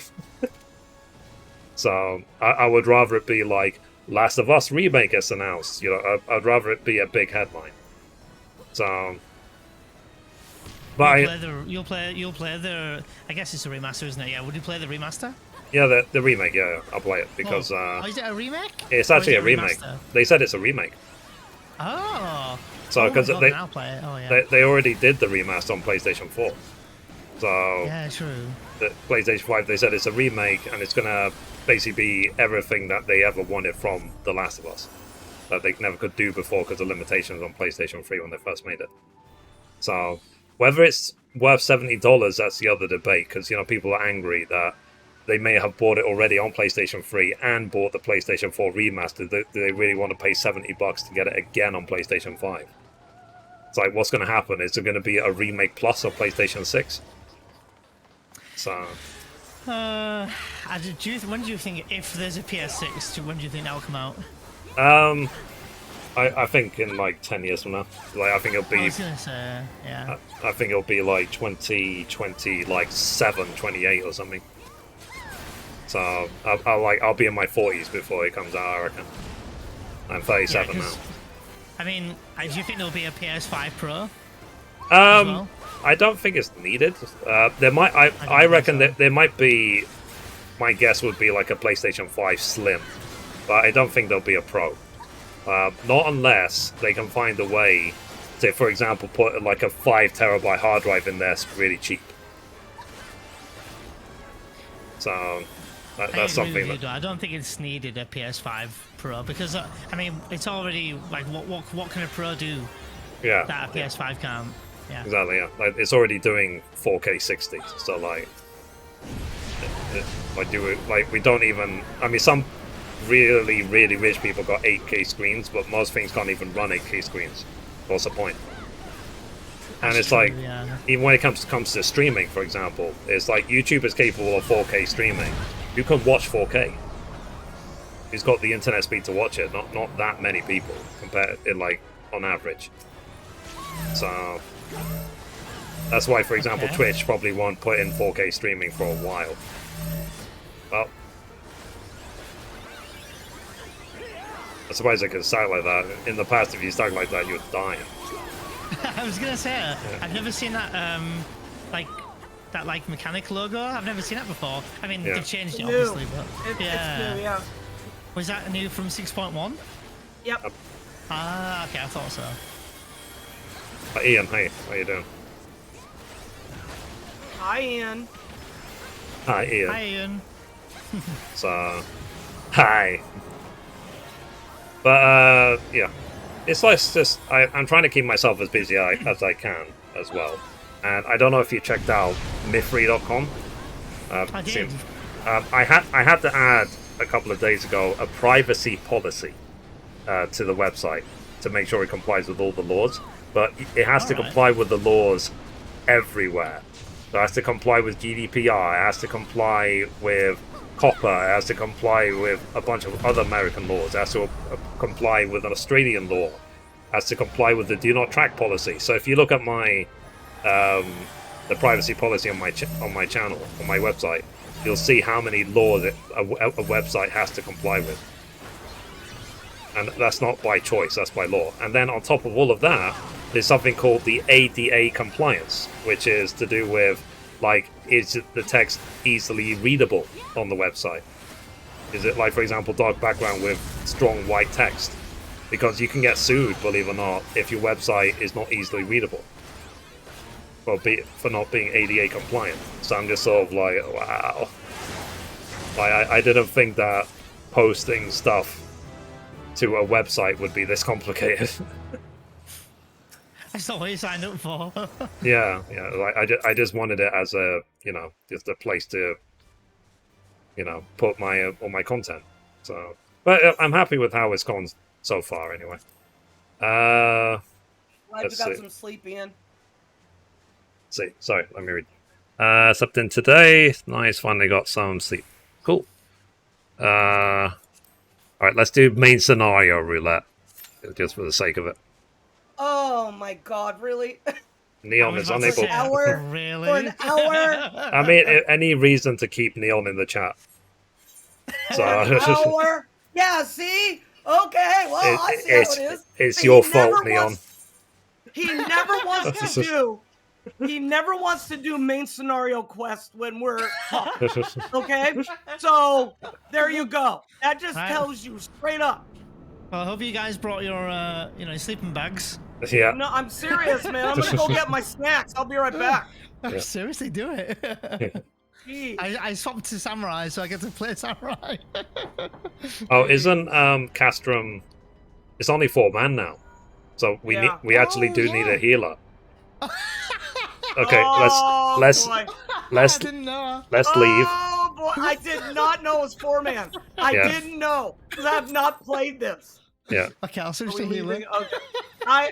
I mean, Joshua, can you switch to healer so that Neon can stay? Because you're leveling up your classes right now. I think Joshua's all 90 already.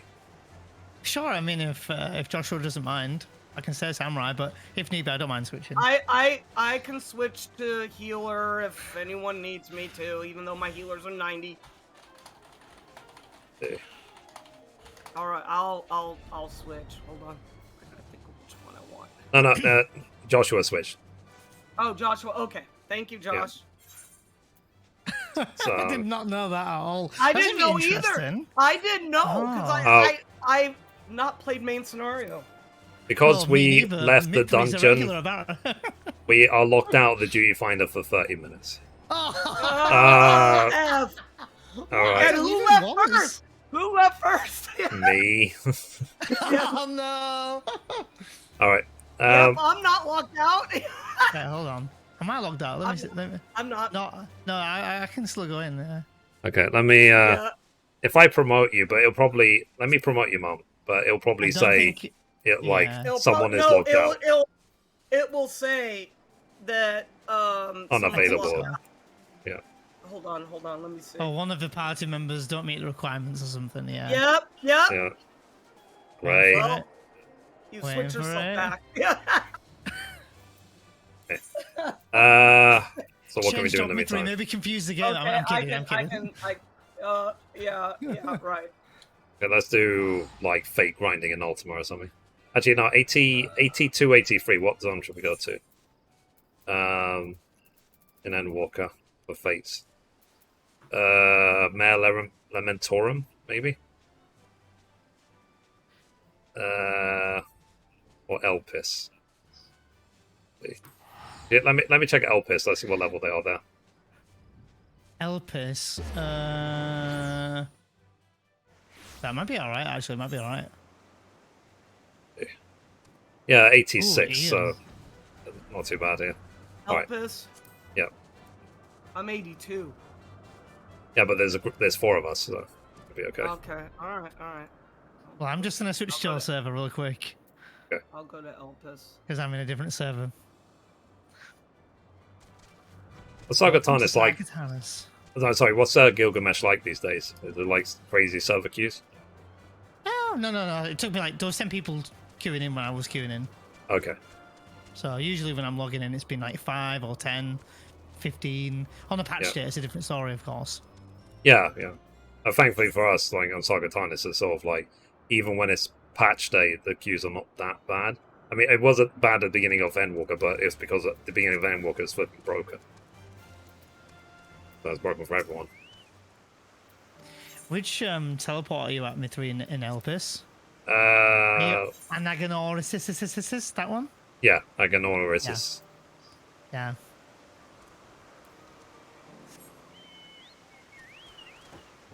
Alrighty. Let's start with... Let's see. There's one just to the northwest called Drawing the Thunderstroke. Get the ball rolling. I should probably learn to fly here. Okay, so... Wait, you don't have flying here? I was really lazy with 6.1. I mean, even in 6.0, I finished the tutorial. I can fly in a couple of zones, but I don't think I learned. I think, let's see, I'm probably quite close to being able to fly in the zone, to be fair. Yeah, I need to do one more Aetherite and 2 more quests, so I'm close. Okay. It's fine. Maybe you could use my guide. Coffin wink. Oh boy, here we go. Yeah. Wow. Yeah. But let's see. As long as we're having fun, that's the main thing. I And can't believe you're locked out. Did you decline? Because it's normally if you decline 3 times, isn't it? because we were in the dungeon, left. but I left. I clicked leave straight away rather than vote abandon. Oh. And that's is that why I what- got locked out. Yeah. Really? Just for Yeah. leaving? Oh, Yeah. Yeah, you I- get penalized. I thought it wouldn't if we were Wow. like a pre-made group, but Yeah, I thought that as well. Yeah. apparently it did anyway. So All right. Okay. Wow. Well. Rip. yeah, I think it's like we actually spent the time to do all the shared fates in all the zones. Like we even went back to the Shadowbringers zones and did them all. So like we are basically done. Yeah. Oh crap. Yeah, Ian, dude's like Mithrie. That's crazy. Yeah. Everything we do is crazy. We They failed. failed. Oh Yeah. well. Okay, let's go south to Come here, you Rustling of freaking- murderous leaves. Hold on. I mean, which zones do you have on flying on Log Me On? Because we could just go to those zones if you like. I know I can find one of them. I'm trying to think which zone it is. I'll have to find out. 1 second, I'll see.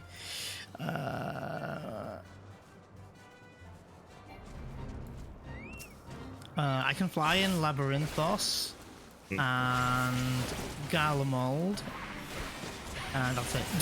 Okay. I have no idea what level those are actually. Labyrinthos might not be too bad a level for some fits, and Garlemald as well, because you go there quite early on in the main story. Yeah, maybe we should go to Garlemald. It's been a while. If you guys want to, I mean, if not, I can do the quest here. I mean, it's 2 quests and an ether current is all I need. So it's up to you what you want to do. I don't mind. Yeah, I mean, yeah, if you... Because it'll take us a little bit. So if you want to just get it done, that'll be good. Sure, I'll make a start on that one. The 2 of the quests right at a teleport anyway, so I'll grab them at the same time. Cool. Help! Help! Worst case, I can always do them a 90 job anyway. Yeah. But yeah, we wanted to make sure that we got it done ASAP. So like, that's why we got all of it done. We went back with, accepted all the shared space as well, get that over with. Now it's just the all-nighty grind, and I just finished all of the role quests in Endwalker as well. Oh, you finished them all now? Yeah, I haven't done the follow-up quests. I think there's some that you do after you finish them all. But I've done at least yes, the individual there is, ones. I think. Yeah, there is a follow-up. But you don't have to do them for anything, do you? You just do them for materia? Is that right? Yeah, well, maybe an achievement or something. Yeah. Or a mount. I can't remember. Because I never did the Void quest or the follow-up in Shadowbringers either.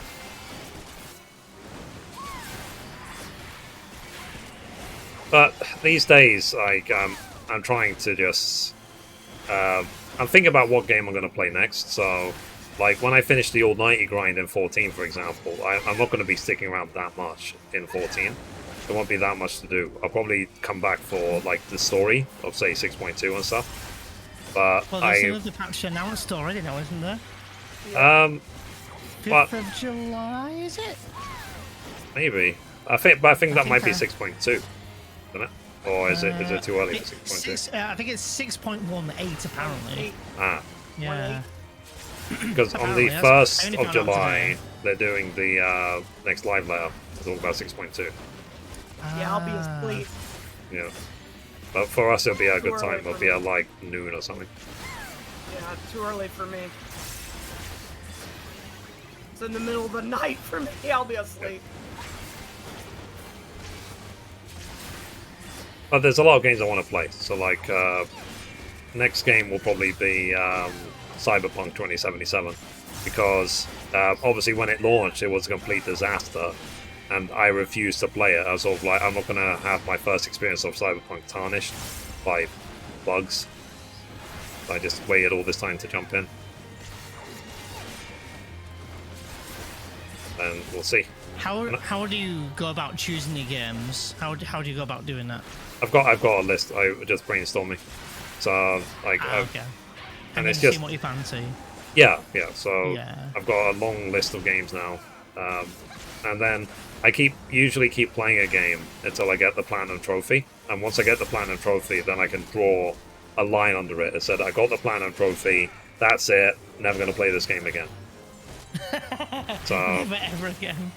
yeah, so you can see the list under the stream, and it works well for me. So like I even went back and I did the platinums for original 7 and original 8.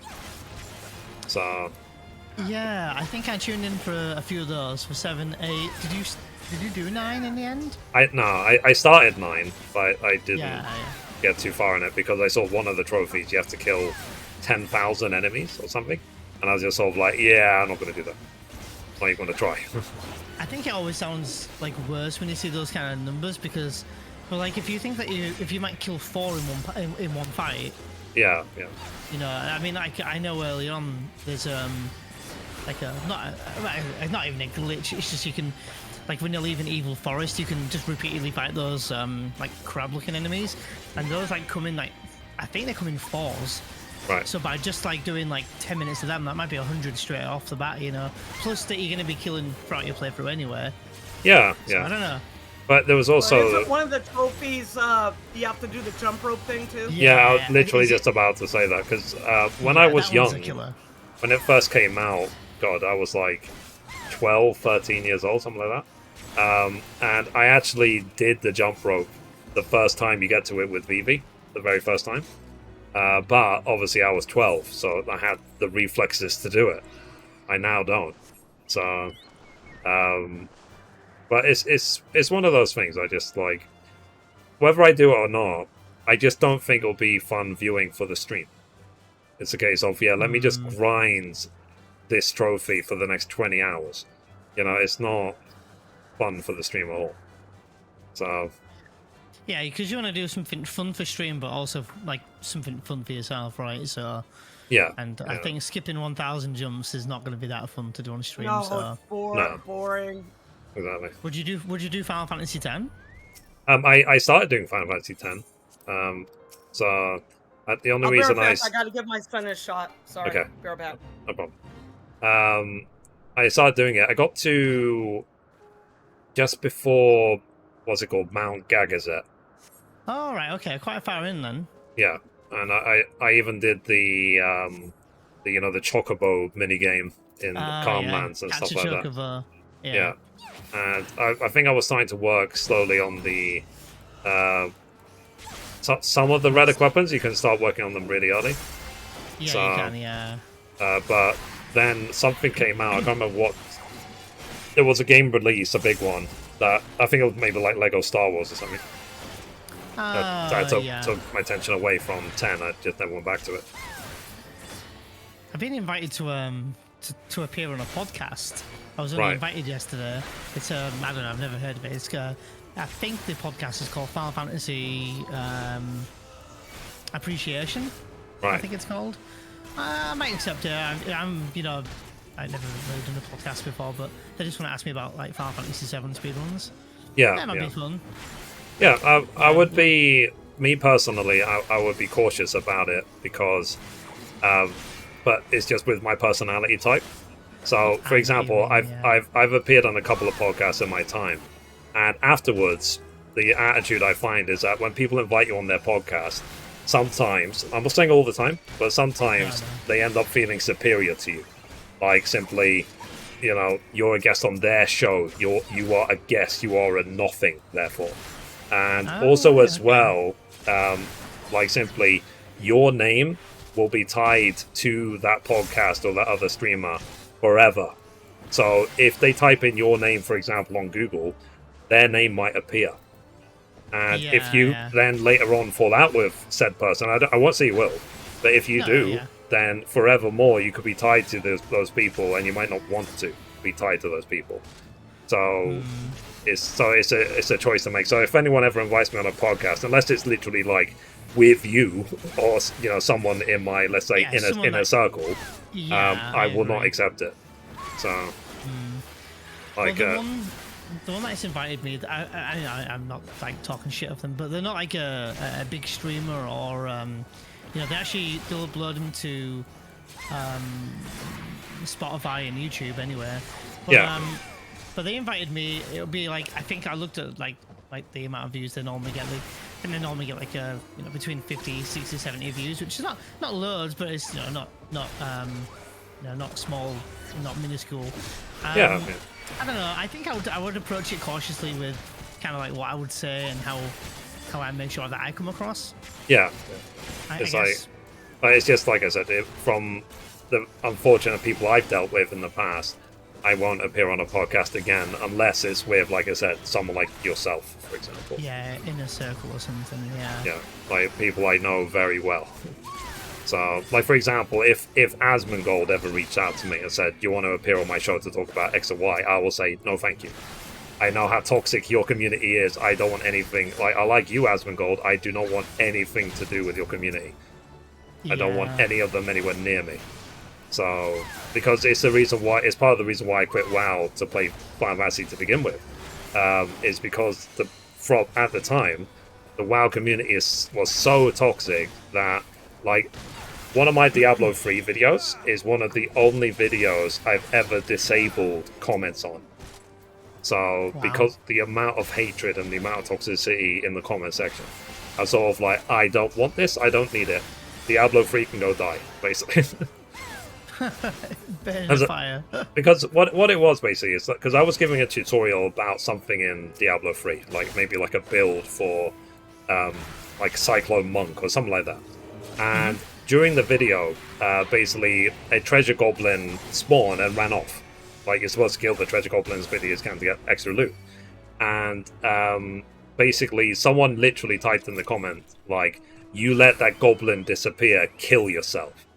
And I was just like, exactly, I was like, you know what, I just don't need this. It's just not worth it.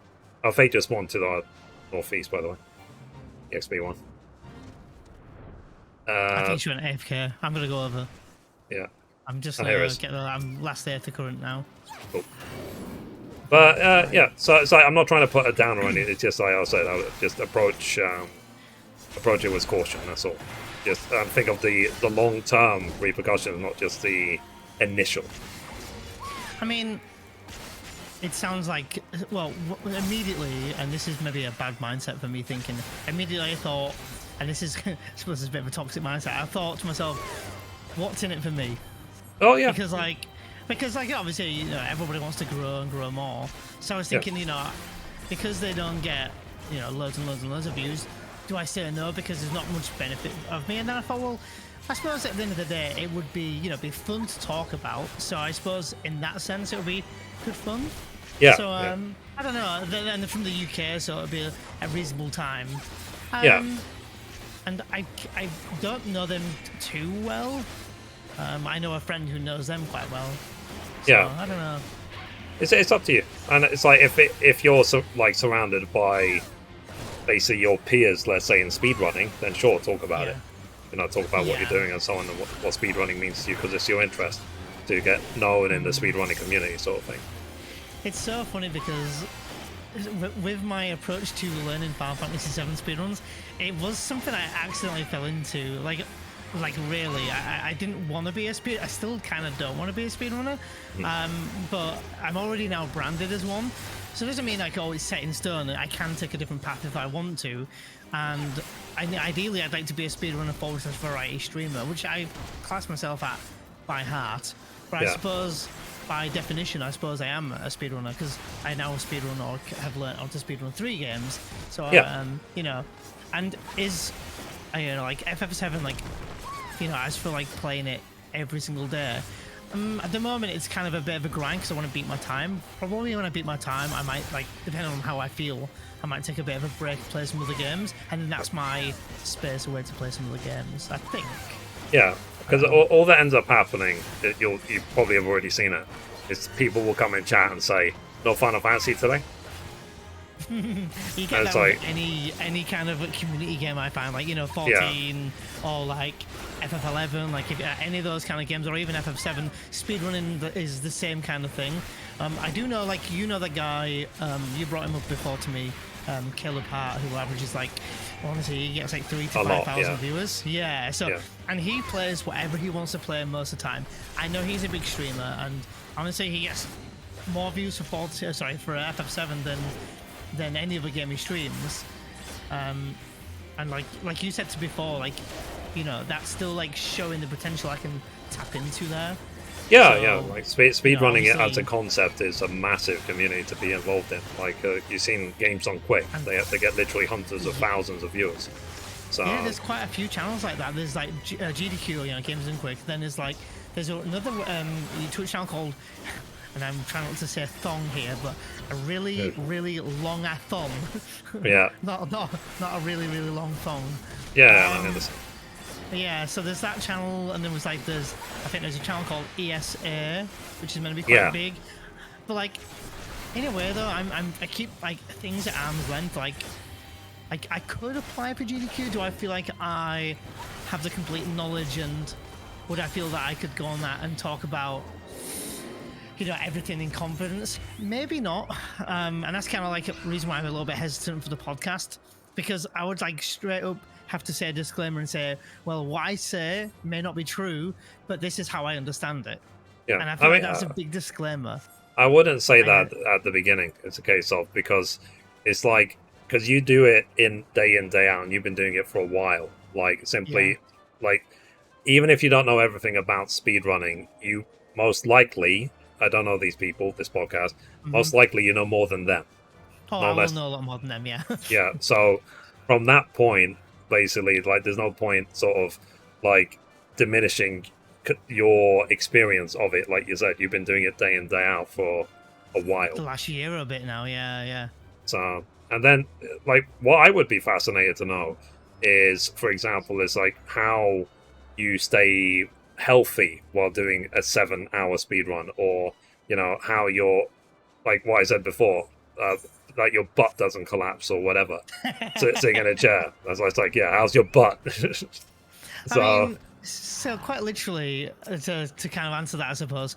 Well, as my situation at the moment, like obviously I quit my job, so at this point, stupidly, and not being able to quite fully afford my bills yet, I am full-time streaming, but, no pun intended, I am, like, I'm trying to make sure that I am moving around. Like today I've been like doing some like house chores and you know, like making sure I've got my ass moving and not just sort of vegetating on the couch or whatever.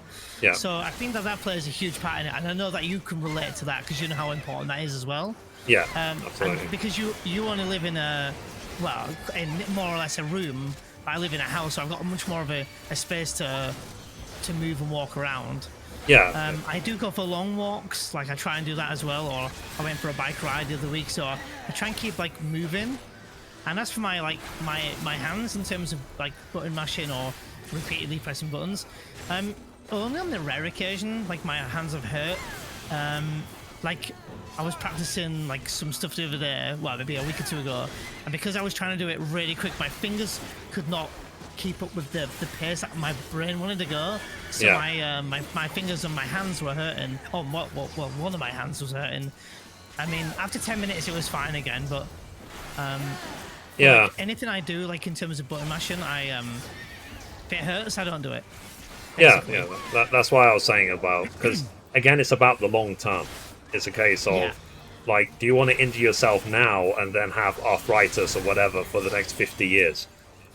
Over a speedrun, you know what I mean? Because I would say if it's like a 1 hour, 2 hour, 3 hour speedrun, whatever, but your case is 7 hours, and you restart over and over again. Like when you say, for example, oh, if I'm lucky, I'll be finished before 11 p.m. So to me, that raises a red flag. It's like I can't imagine, even if it's playing games, you know, I can't imagine going for that length of time. Like, I will get burnt out beyond burnt out. Because I joke with the chat, because you know me. Like, I can say, look, I could be a porn star full time. I would not work that many hours. If my job was literally being with as many beautiful women as possible, after that many hours, I'll be sick of the sight of them. So I think that after a right amount of hours doing anything, even if you enjoy it, it can be the fear of burnout is there. Yeah. So I basically say, like, just keep things. But that's what I'm trying to do always, is think of the long term, basically. It's like, because rather than the immediate. So, and that's why I'm already thinking about, like, it's not just a case of my ambition void towards a house. I'm thinking about what happens if I buy the house. Then what? You know what I mean? It's like, do up the stream room, do up the bedroom. Then what? Then just void until I die. There's something I was talking about at the beginning of the stream. It's like there's after the house. Like, so fine, the house might be far away, but after the house then there is literally nothing. And I can't make, for example, an ambition of, for example, get married and have kids, because that involves another human being. And I can't set my plans based on, I can't dictate, basically, what another human being will do. So, like, you know, I can't decide that. That's not quite something you're fully in control of, per se, though, is it, either? No, exactly, that'll happen when it happens, or if it happens. If it happens, yeah. Or I might find a woman I love very, very much, but we can't have kids for whatever reason, and stuff like that. You know, that there's so many things that so many stars need to align for for me to have kids one day. So yeah, so that's why I don't really spend that much time even thinking about it. And it's just now, just like I said, a void, because there's nothing I really want anymore. There's nothing I really need either. So so for now, it's just a case of I'm trying to grow all my YouTube channel. Sure, I'm trying to get them partnered, because it's a flippin' grind to get them partnered. It really is. And then I'm trying to do my website as well as I can. There's a lot more I need to do for the website. Get myself busy every day. And I'm also at the moment trying to train my legs, because like I said, my legs have disintegrated. So, and one thing I noticed as well is that I wasn't eating enough. I'm not getting enough calories per day, so I would have like breakfast and dinner, and that's it. So, and when I would exercise, for example, I wouldn't recover because I didn't have enough calories to recover with. So, Have you eaten? What have you eaten today? Have you eaten today? I have, yeah. So what I started doing in the last week or so, I started buying these pre-made meals. So, Okay. like, I basically, today I had this jerk chicken and rice for lunch, and then I will have a full dinner as well. So, and I'm trying to make sure I drink as much water as I can and so on. And I already am starting to walk better and feel better. And obviously I'm trying to go on the treadmill as well at my parents' house. So, so I am trying to take care of my health as well. So, right now, yeah, there's plenty for me to focus on. But, like I said, I am thinking of what is the long term from this. So, but it's also something else I said before, that I don't have time for any sort of drama or any sort of negativity online. No. That's why I don't have a 3 strikes the out policy. I've got a you annoy me even a little bit, you're gone policy. So, and I'm okay with that. I don't have to be friends with everyone. Now. Yeah, it works for me. I don't need to be friends with everyone. I don't need to be friends with even 0.5% of people. So, as long as I can just stay happy and enjoy what I do. So, and the unfortunate side with life generally is that, do you remember the movie Tomorrow Never Dies, where he says the difference between insanity and genius is measured only by success? Oh yeah, I remember that. Yeah, because Yeah. you asked us to see that. But yeah. Yeah, we watched that the other day. It's just, but it resonated with me because I said that's true. So people might look at my content creation or YouTube or Twitch as some people might see it as a complete waste of time. But if I start making 5 figures a month from it, then all of a sudden I am a genius. I'm a hard worker. I'm beautiful. I'm funny. I'm good looking. I'm whatever else. Because me and Mum were joking about it. It's sort of like, if I ever blow up as a content creator, become huge, like how many suddenly is there going to be? Oh, you're so funny. Everything you say is so funny. You know what I mean? How many people want to be your friend? Yeah, exactly. How many people want my attention just because of numbers who are not here now? That's actually something that I've been quite cautious of, and maybe I'm a bit over dramatic with it. But like, whenever someone like a long-time friend comes in my channel now, it sounds like really like big-headed or whatever. But I'm like, as soon as I think of like why they're here, I think, well, what's their what's their agenda? What are they trying to gain? Yeah. What are they in it for? Yeah. I do think like that. It's not a nice way to think. That's just like, I don't know. I suppose that's what's the word I'm looking for? I know you're cautious, but very defensive. Apprehensive. Yeah, that's it. Yeah. Yeah. Because I know what that's like. Because it's sort of like, at one point, remember I was getting 200, 300, 500 viewers in the stream, and then I took 4 months off, and then my stream died and never recovered. But what happened is that during that time, when I had 300, 400, 500 viewers, some people show up all the time. And then now that the stream is very, very quiet, they're gone. You know what I mean? Funny, yeah. No sign of them. Like, they don't even say hello, how you doing, anything. And when you start growing again, all of a sudden, sorry mate, I've been meaning to talk to you for the last 17 years, but I've been busy. So sort of like, well, it means you weren't my friend. So, like, I still talk to some people even who don't even stream anymore. I DM them from time to time. So, because there's right here. You know Spiral, right? Spiral Trapped. Yeah, Yeah, I know yeah. them. So she obviously had issues with, you know, fire or whatever, you know, problems that stopped her streaming for a long time. And I DM her from time to time. I say, like, you know, how you doing? How's life? I can imagine it's not good after a fire. But, you know, it's sort of like, just because she's not streaming anymore, it doesn't mean I care about her any less as a human being. Yeah. And it's what I've said as well time and time again, is that I care about the human being more than the work. So, for example, I was talking to my sister about flipping Billie Eilish. Like, Billie Eilish to me is like, what they say, sister from another mister, because she's just like my little sister. But you see, her relationship with Phineas, with her brother, is exactly like my relationship with my little sister. So I care about Billie Eilish a bit too much, and she doesn't even know I exist. But I don't see that as a problem. But I care about her as a human being. You know, it's not a case of, oh, you know, she's Grammy-winning singer, artist, whatever. I said, no. She's a young girl, young lady, just like my little sister. She's got issues in her life, like, for example, I don't know if you know, Billie Eilish has Tourette's, and she has a lot of issues. You know, I care about that side of it. I care about the human being. I don't care about the work. So that's the thing.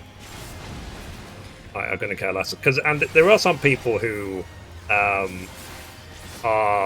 when it comes to content creation especially, because I was talking to Mum about it, I feel that sometimes people have this feeling like you're supposed to be overly gracious or overly sappy when it comes to how much you love your community.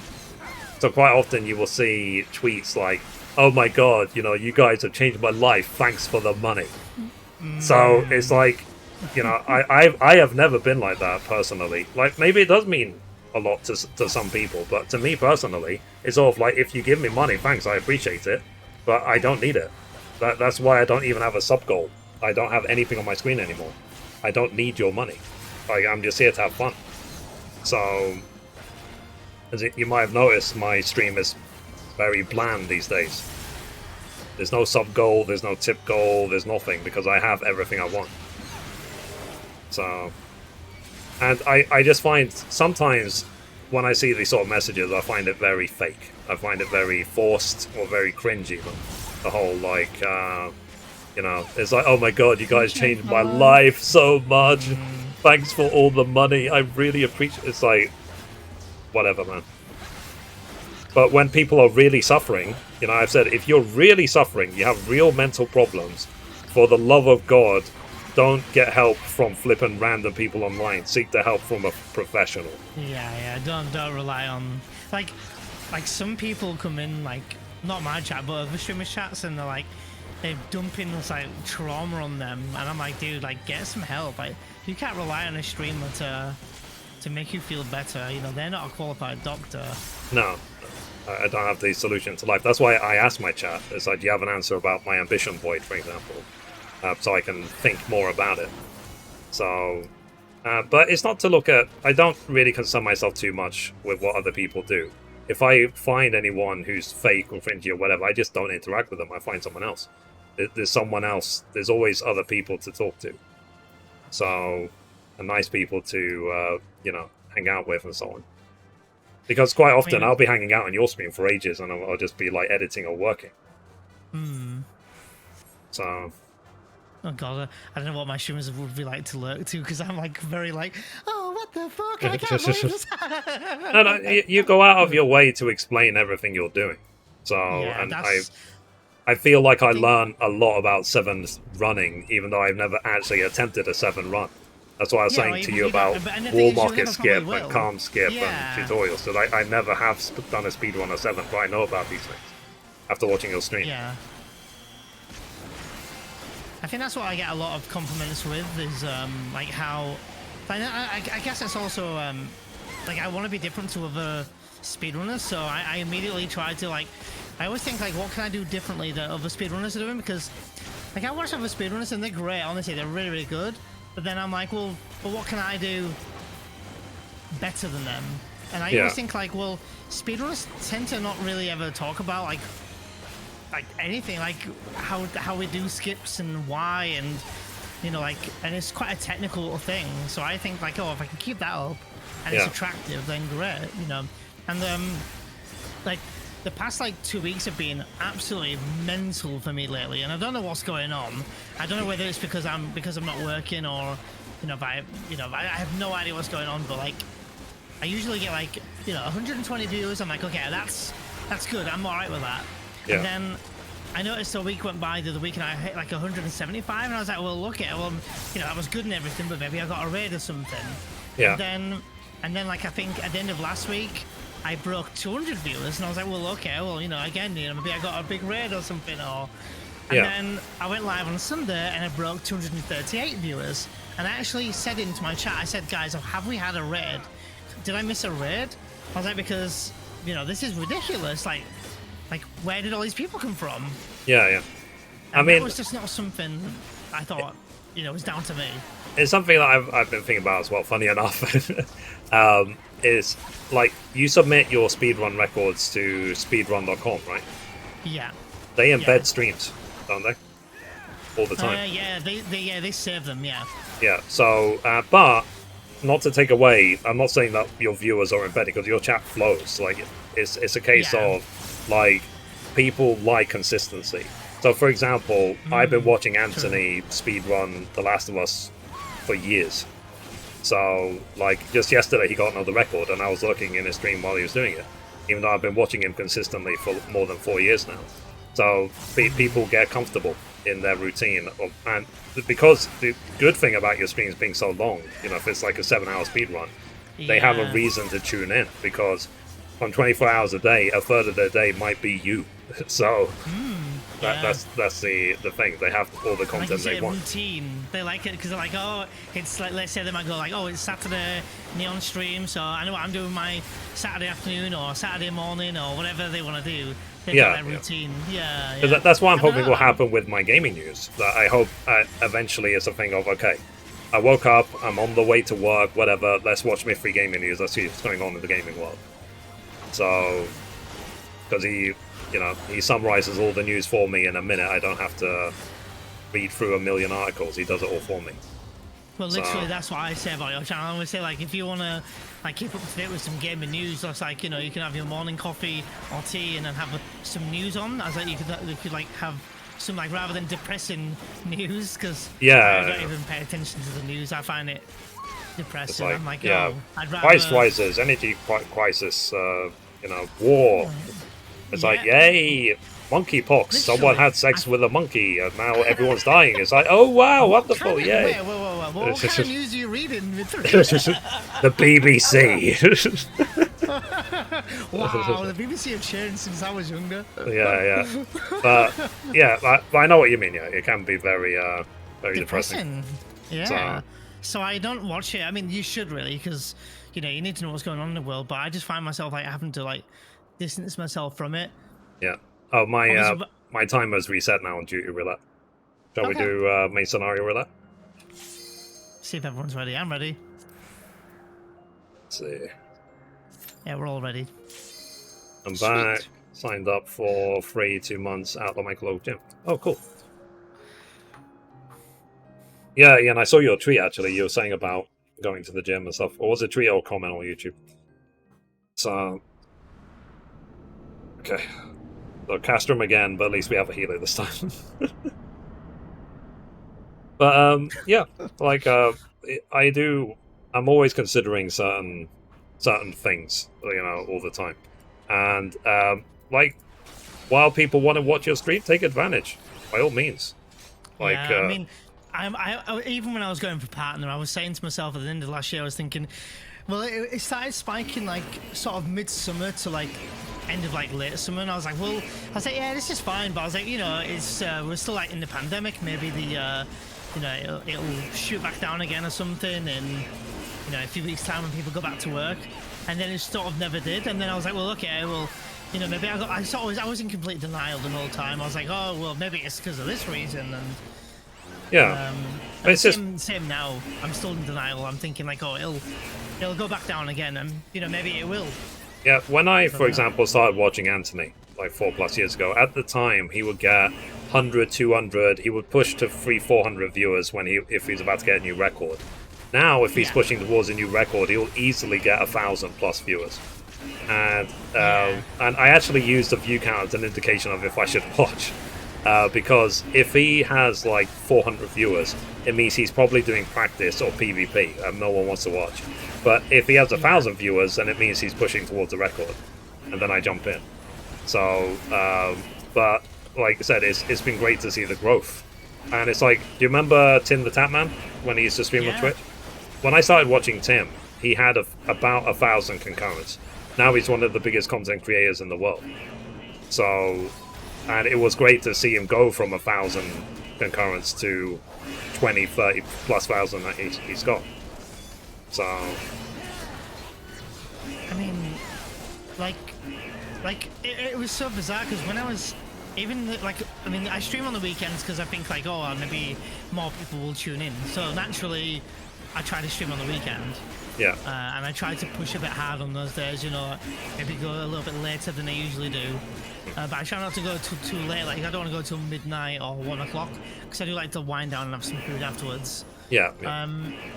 But like, so if my weekdays start pushing 200, then I'll be really happy. But at the moment, if anyone asks me what's my rough average, I would normally say about 120. Yeah. But It's good. maybe that's about to change. I don't know. You know. In my case, I don't even look at my view count anymore because I found that it only depresses me.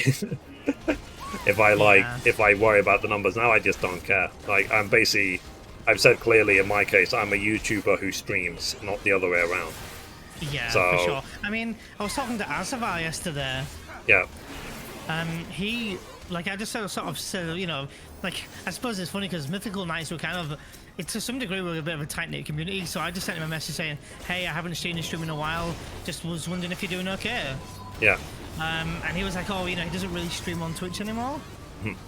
Like, Yeah, he's doing a lot of YouTube stuff. Yeah, he says he's got 2 YouTube channels he's working on now. Yeah, which is a good thing because YouTube, in terms of long term, has got much more long term potential than Twitch. I agree. That's why I said that if you can turn your streams into videos for YouTube, that's the win-win-win-win. So it's the ultimate thing. So and if you ever watch you watch Maximilian, dude. Yeah, I do. Yeah. Yeah, he is, I would say, a pro at basically using his stream to make YouTube content. Yeah, so he will talk and talk and talk and talk and talk, and then you realize that he's not actually streaming, he's making a YouTube video, and the chat just happened to be there. So yeah, it's almost like the chat just there for the video kind of thing. Yeah. So, and of course, I would say that he does definitely appreciate his community, and he does talk to them and so on, but ultimately he is there to make more videos. So, and that's a good thing, because what it means is when you're focused on making more videos for YouTube, you could have one person watching, you could have 1 million. The stream will still be the same, and you will feel the same after, and in a good way. So,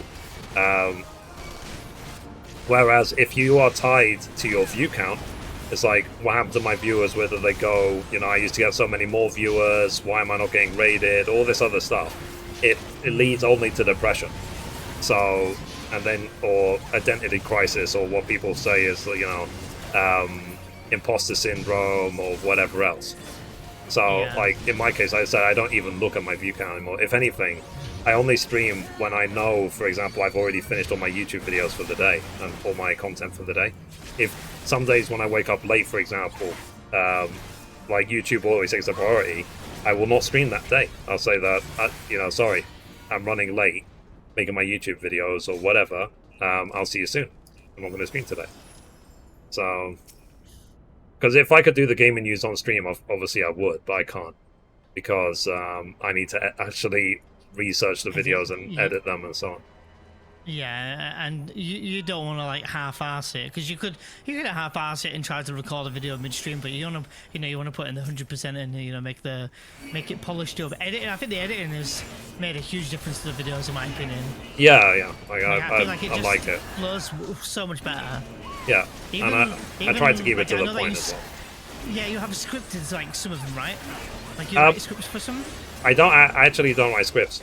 But what I do is, because like yesterday's video, I was talking about the price of The Last of Us, right? And I was at the end of the video, I spoke about the price of The Last of Us, and then I said how it's a scarcity tactic. And then I ended the video by basically saying, is The Last of Us remake worth $70 to you? It's up to you.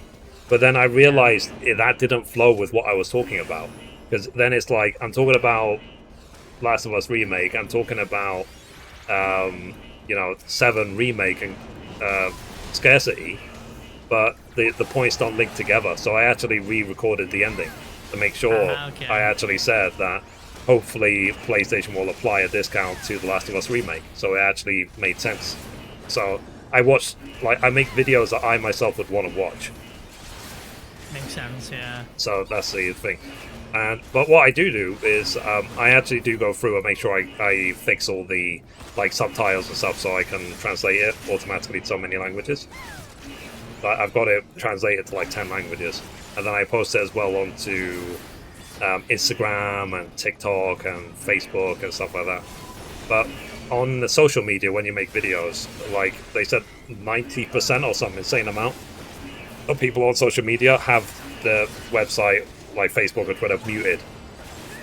So that's why I burn the subtitles on. I use a tool called Veed that does it for me. And Veed actually generates the subtitles for me. And then I go through Veed, I fix it, then I export it for Instagram and Facebook. Is it a good service? It is, yeah. At the moment, I'm paying about $25 a month for it, but if I paid it a year in advance, then I could get it for equivalent of $15. But right now, I don't have $150 to buy a year's subscription. But and also with how many videos you create, you're getting so much money worth. Yeah.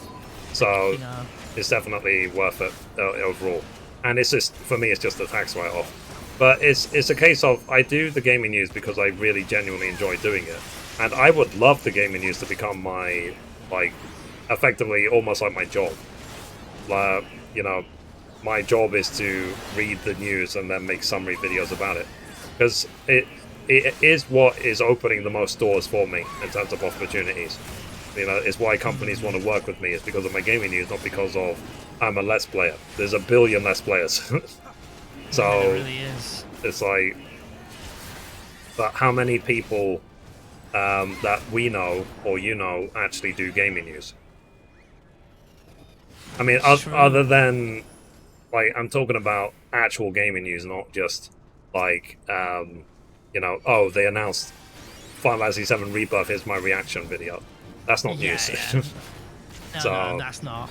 That's exactly what I did. I was out on stream. I thought I'll watch it together. I reacted to it. I trimmed it down a little bit and then posted my video. I thought, if I can get 50 views, great. And I'm happy. You got 280, I think. So I'll take it. Yeah. But I never expected to get thousands.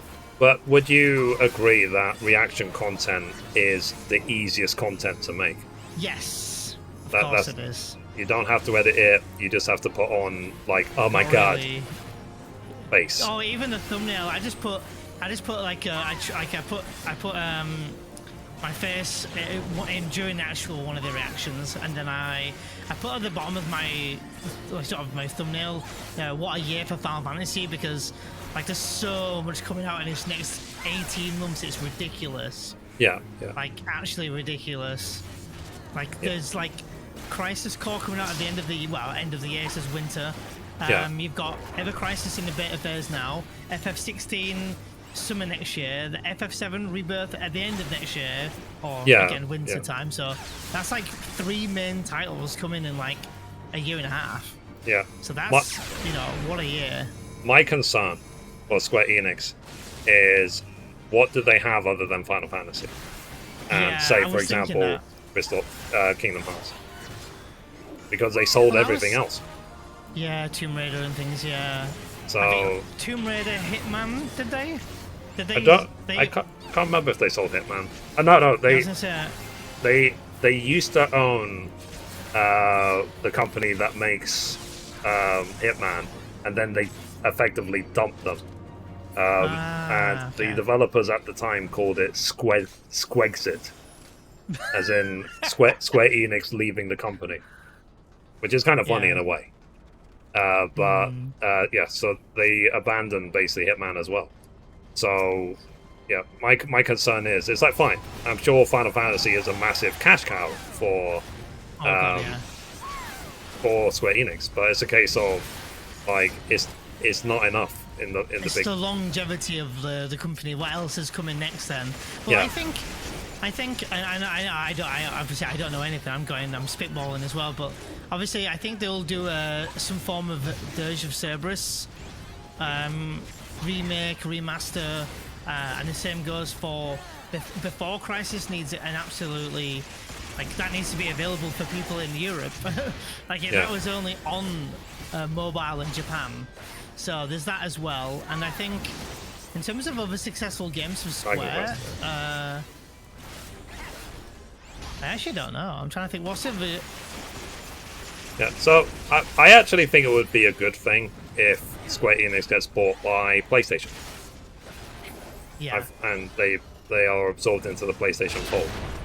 So, but whether it will happen or not, I don't know. But the other side as well is, when they said, for example, oh, we're selling Tomb Raider so we can invest in NFTs and blockchain.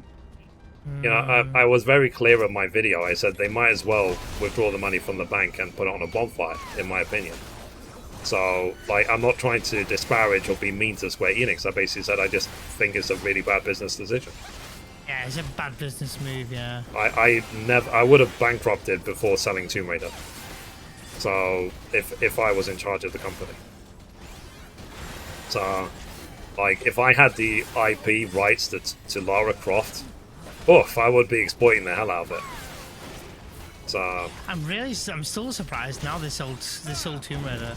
Yeah, they probably Who did they it. sell to? They sold it to the Embracer Group. Okay. And the Embracer Group, you might know them as THQ Nordic.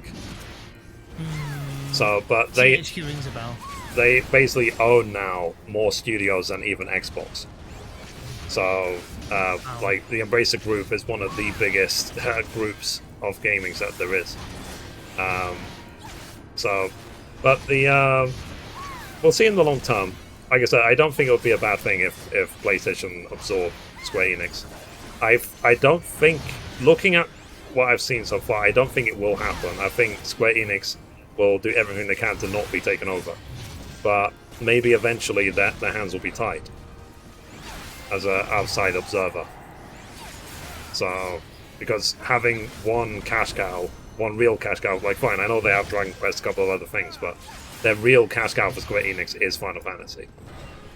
Yeah, because I mean, like, even after they've done Final Fantasy VII remake and stuff, I imagine they're gonna do like Final Fantasy VIII, Final Fantasy IX, like those three games in particular. They definitely need remakes because they were like the PS1 era. I mean, like, even FF10, like, that got like a remaster. Does it need a remake? I would never say no, but I don't think it needs it. Yeah. It's just, sorry, just answering my sister.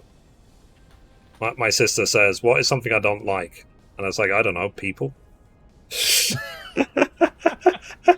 Anyway, yeah.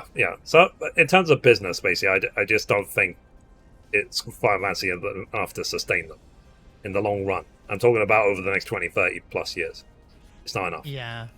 So, but we'll see. And like I said, if they get absorbed by PlayStation, good. If Square Enix get absorbed by Xbox, that would be a disaster. You know, I will cry if that ever happens. I hope it never happens. But I don't think Xbox has got the budget right now because they spent all their money on Activision Blizzard. I've not been a fan of Xbox in a while. Like, I think since the 360 days. Like, 360 was pretty good, but as soon as PS4 and PS5 came out, I just stuck with PlayStation. Yeah. I just found it was. I don't want to say better games because like 90% of the games are like they're both console anyway, but there is some exclusives. And I just feel like PlayStation have better exclusives. Yeah, but with Xbox, at least they have good leadership. Like I definitely Yeah, 100% believe in Phil Spencer. He is the best guy to be leading Xbox right now. I was saying that, like, the gaming industry, I would say, is lucky to have Phil Spencer. So, like, and who is the director or leader of PlayStation? Do you True. even know? I actually don't know. No. Yeah, that's the point. And it's Yeah, like, yeah, that's the point. but you could say the same thing about, for example, WoW versus 14. Everybody knows who Yoshi P is. Everybody. Who directs or who leads World of Warcraft? Exactly. Don't know. Yeah, yeah. So, yeah, it's how you. If I think it. So yeah, go in the middle. Yeah. Yeah. It's how you want to see it. Like I think it is a good idea that people know who they're working with, basically, and who they're working for, sort of thing. But generally, like I said, for Square Enix's sake, like I think in the long run, I think they will get absorbed. Also, as well, if they keep doing these policies, like you can't stream the ending of certain games or any game and stuff like that, and not applying the rules like equally, saying all these rules about, for example, 14, saying that you can't use third-party tools, but then banning no one who actually does it, then it's going to just hurt them in the long run. I don't see it won't help them to put these rules, not enforce them. Well, I think they need to just have a bit of like, what's the word I'm looking for? They need to be like clear on it because it's like such a grey area, and that's not okay. I mean, kind of like going back what you were saying earlier on about like how Max makes great content out of his own stream. Yeah. Xenos Vex does the same thing now, doesn't he? Yeah, yeah. Yeah, he is another really good example of, you know, being able to make content out of your own stream. Yeah, I feel like he's following the Asmongold model. Yeah, he is, yeah. So, but it's just, I don't want to end up like that in terms of, I feel initially, for example, like Asmongold, I'm not trying to pick on him or anything, but like initially he was reacting, for example, to World of Warcraft videos and gaming related videos. Now he's reacting to anything and everything. Like one of his biggest streams lately was like the Johnny Depp trial. Yeah, Amber Heard and Johnny Depp thing, yeah. Yeah, so I noticed that as well. Like, I don't like. I started watching him for gaming stuff, not for political news. So, I mean, I don't mind like watching some of Asmongold's, like, you know, reacting to whatever videos, but you know, you'd rather you're stuck in your own niche where maybe reacting to WoW and stuff, or even like he's now on the 14 bandwagon. He's already posted he's coming back to playing 14 again soon. Yeah. But it's like, for example, I tend to watch people, for example, like Video Game Donkey a lot because he's funny, he edits his videos, and they're hilarious. And everyone reacts to Video Game Donkey videos. Like, I don't see Video Game Donkey reacting to anyone. So, yeah, we're done. How many times did I level up today? I'm 84 already. Jeez. Jesus, what level were you when you started today? Like 80. Oh my god, you leveled 4. You got 4 levels today. 4 levels just by doing some fates and the roulette. And in 2.5 hours. Yeah. Like how long was? Yeah, 2.5 hours I've been streaming. So not bad. But that's insane. Yeah, it's just like focusing on the point basically is that I'm just doing what I can to enjoy my time, because life is short. I want to make sure I enjoy my time as much as I can. I enjoy what I do.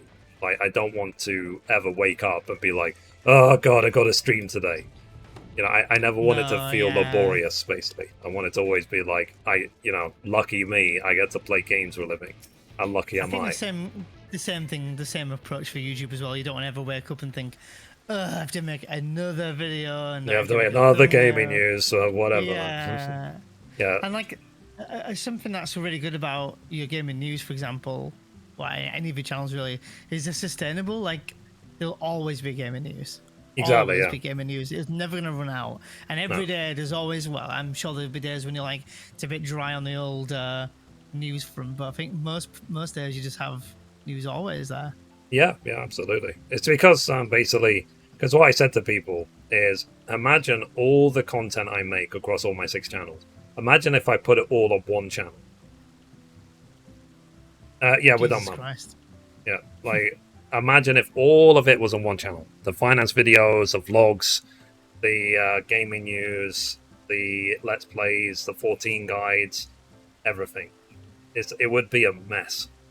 Like, I wouldn't be able to attract any subscribers or keep them because they wouldn't know what I'm uploading that day. Yeah, it'd be such a confusing channel. Yeah.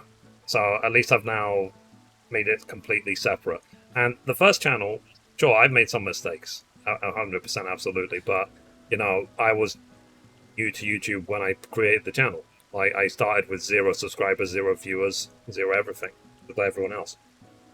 So, but I'm happy with, like, the long term of it. Because, yeah, gaming news is sustainable. Backing up my Let's Plays to my Let's Play channel is sustainable because it's something I've said before, that because of the DMCA stuff on Twitch, I lost so many playthroughs of so many games. Like my original 7 run, I lost it. My original 8 run, I lost it. Last of Us Part 2, I lost it. You know, I lost God of War. I lost so many games. And I'll never, ever forgive Twitch for that. Because they gave us 3 days to delete the videos. They didn't give us a month, for example. They gave us 3 days. So I was so lucky with that DMCA thing. I didn't get any strikes or any notifications, nothing at all. So I never had to delete anything yet. yeah, I'm sure I will get that time. yeah. I mean, sure that'll come. like maybe I could, you know, if I deleted nothing, I would have been fine. But I was not prepared to take that risk.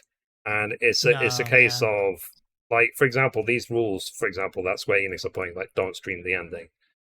It's a case of, I have actually been struck down by Square Enix before. To a point, I actually received 4 copyright strikes, but and you only need 3 to lose your channel. But YouTube thankfully condensed the 4 strikes into 2 strikes, 3 strikes per strike. So Wow. I dodged a bullet there. Like, you know, so what I've said is that because they don't apply the rules equally and fairly, or evenly, it means that some people seem to get away with what feels like murder, and then some other people like me, who's just, let's say, gaming enthusiast, I nearly lose everything for no reason whatsoever. So that's why when they put these rules, like, you know, don't stream the ending of a game, I'm saying, like, I won't play your game then. If this rule exists, I will not play your game because I am someone who has been struck down. I'm not going to risk a channel that I've been uploading for, what, like nearly 9 years over something so silly. So The argument that I get with, for example, Stranger of Paradise, they said don't stream the ending. The argument I get is, well, immediately I said, well, you know, I'm having fun with it. Could I, you know, live with not beating the game off stream? I can live with not beating it on stream, but a lot of people are like, no, don't worry. They said that with FF7 Remake and everyone streamed the ending anyway. I'm like, well, yes, but you know, at the end of the day, if it jeopardizes my relationship with Square Enix, I'll abide by their rules and not stream the ending. yeah, Like, it's fine. It's a case of, as well, like, when I got struck down for the videos I got struck down for, I emailed their support. You know, I said to their copyright people, I said, I think this was a mistake. Like, and at any point, they could have said, we don't like this video, can you take it down or delete it, whatever? Or we'll give you 2 days, whatever, then we'll strike you. Fine, I would have complied, no problem. But the strike came out, I felt like, from nowhere. So it's a case of, like, I was like, where the hell did this strike come from? What did I even do? And when I emailed and asked for help, I was flippant ignored. So Really? I was completely ignored. And also, as well, like, I've, you know, because I don't know if I told you, but I actually unpartnered with Square Enix back Oh, in did you? Oh, back in mid-March. So, and I probably won't partner with them again. So really? because of these rules, because of the you can't stream the ending rule, I said there's no point having these rules if you're not going to enforce them, and I am not going to risk my channels over, basically, you know, that you could. Yeah, not on ifs and buts. Like, you need to know, like, if you Yeah. are going to stream the ending, you could be in trouble. Like, Exactly. not even could be, you will be in trouble. Yeah. Yeah, and like Yeah. when it comes to like copyrighted music, like because I think at the beginning of Stranger of Paradise it was the Frank Sinatra song. That was a Yes, clear that's right. warning. That's completely fine because lots of game companies do that. They basically say, Mm. like, you know, by the way, this copyrighted music, be warned, don't get DMCA because of Frank Sinatra or whatever. That's fine. Yeah. And sometimes as well, if companies give you early access to a game, they'll say like, okay, look, we're giving you 3-day early access. Please don't stream the ending during that 3 days. Again, fine. But I reached out to Square Enix when the Stranger of Paradise rules come out, and I said to them, do these rules only apply during early access? And they said, no, they apply forever. And it's like, what do you mean they apply forever? It's like, they don't make any sense. You're basically saying that, like, even though I've given you, or your customers are giving you money for the game, you are dictating how they can play it. Which, to me, seems bizarre. You know, it seems really silly. So, does that rule only go for Twitch, or does that mean you can't throw it onto YouTube either? Yeah, and YouTube, Twitch, all of it. Oh wow! You can't. Anything? Yeah, so they reserve the right basically to strike you down. And I was kind of like, That's crazy. yeah, I was like, why? I said because the last time we saw that basically is when there was when Persona 5 came out, and Atlas said the same thing. It's like you can't stream past this chapter in Persona 5, whatever the chapter was, and if you do, then things can happen. What ended up happening as a result? They were bashed publicly by a lot of people. People started spamming the ending everywhere. It was like the Han Solo dies Star Wars, you know, meme. Where? And Mithrie. damn it! Sorry. But basically, yeah, it was like that. And basically, and I thought that should have been the lesson for all the industry. That shouldn't have been an isolated thing. But I have said already that if they apply the same rules to Forspoken, to Final Fantasy XVI, and to Rebirth, that you can't stream the ending, I won't play any of them. I won't buy any of them, even if they offered them to me for free. If these rules exist, I will not be interested. Because for me, it's not even about the money. It's about the principle. I am not going to risk 9 years on my channel and thousands of uploads, God knows how many hours I put into it, over such a stupid rule. You know, and like even then, it's somewhat vague when they say don't stream the ending. But like, what's the ending?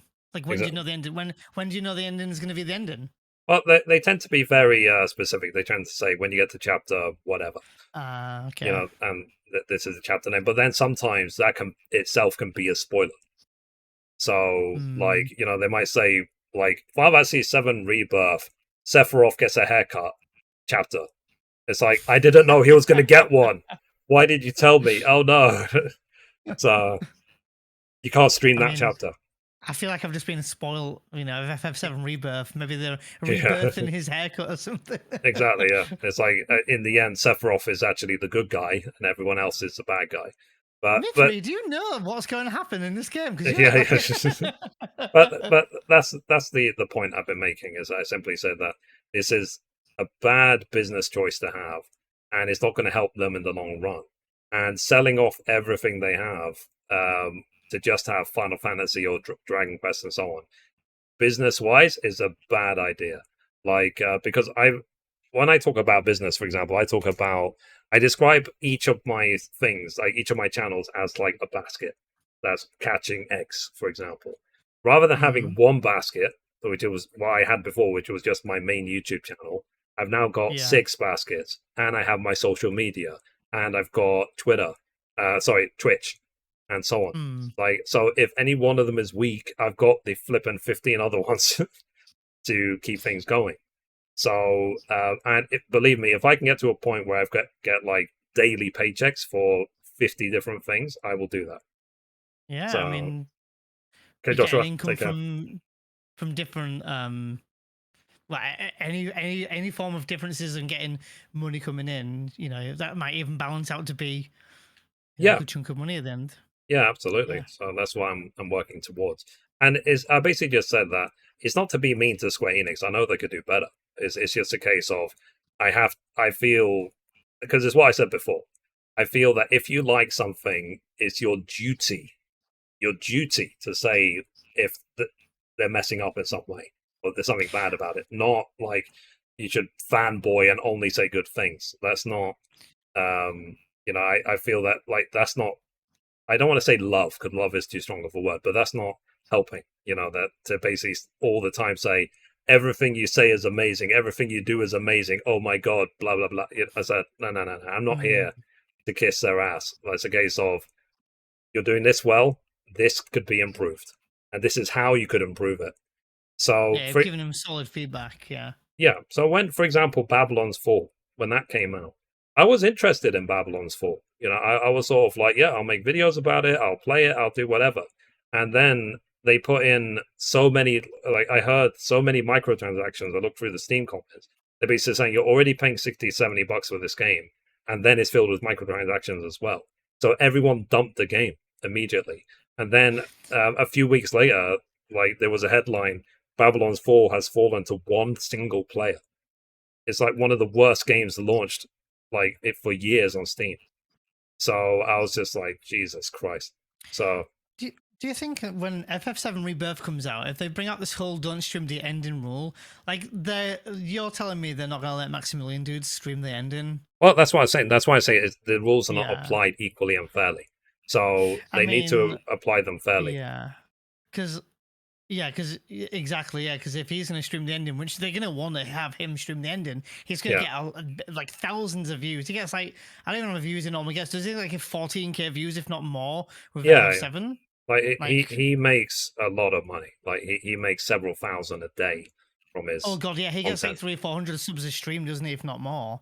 Yeah, way more than that. Like especially when he was reacting to the Rebirth, like announcement, he got like 1,200 resubs, and God knows how many donations and millions of views on YouTube from his reaction videos. He also gifted 150 subs that stream, I think, as well. Of his own. Yeah. But like, I like Max. Like, I'm not. It's something we all aspire to get to. It's just a case of they probably will allow the biggest streamers to do their reaction content. Everyone else, good luck to you, basically. So. People show at the ending.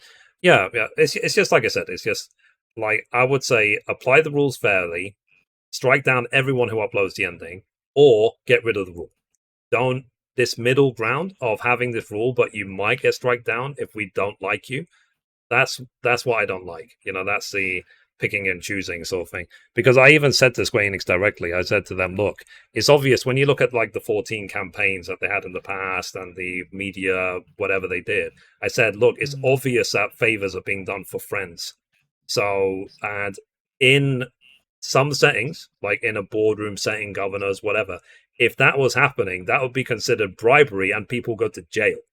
So morally, it's completely wrong for favors to be done for friends in terms of business. It should not be allowed to happen. So, and I said to to them clearly, I said that it's obvious favors are being done for friends here. You have certain friends for content creators and so on, and basically I'm not going to stand for it. So, and at the time I was a Square Enix partner. So, but for me, when they put in these rules of you can't stream the ending, I was sort of like, okay, you just don't want any customers. It's like you're going back to your old ways, basically, which led to 1.0 flopping. For them to fix that, though, like you said, the only thing they can do is either get rid of the rule altogether, or at least just say, I don't want the ending streamed until even a week after it's officially released. Yeah. Give it some time so people have actually played the game. Exactly. Fair enough. Yeah, because there are some channels on YouTube who will upload the ending on release day somehow to get the footage, or even like a day before. Or even just say not on YouTube, because a lot of the time people will get spoilers on YouTube just by thumbnails. Yeah. Like on Twitch, not necessarily. Yeah, because on Twitch you can just ignore the stream. But or even titles of videos can be a spoiler. Yeah, and I think you can. Isn't there something you can do there? Like, can't you put on Twitch? There's a setting, I think, that if you're going into a game, you can actually blur out the sort of thumbnails on Twitch. I thought that was a thing. I'm not sure. It's not Unless something I I've done. that. Yeah. But that would prevent spoilers, though, wouldn't it, for people? So yeah. It's like, because I basically just said that, look, if you put in these rules, to say, don't stream the ending, then I won't play your games. And that's not specific to Square Enix. That's any game company. It's a thing yeah. of Oh, yeah, you any put the game, rule that I can't stream the ending. I will bin your game. I will not look at it. I won't put it on the gaming news. I won't cover it. I won't react to it. I won't anything. I won't buy it. Nothing. I'll move on to another game. So, and it depends on how protectionist they want to be about Yeah. the content they make. It's sort of like we live in a day and age of content creators, and I don't think it's going to go away anytime soon. If anything, it's going to get bigger. So Yeah, it's gonna be the future. Yeah. yeah, so it's a case of, I would say, treat content creators with respect. Like, content creators can bring you thousands, sometimes millions of players. So, like, do not insult them, do not whatever. They're doing very valuable work. And while also being unpaid and not compensated. Like, we get I mean, if you compensated look from our communities, not from the companies.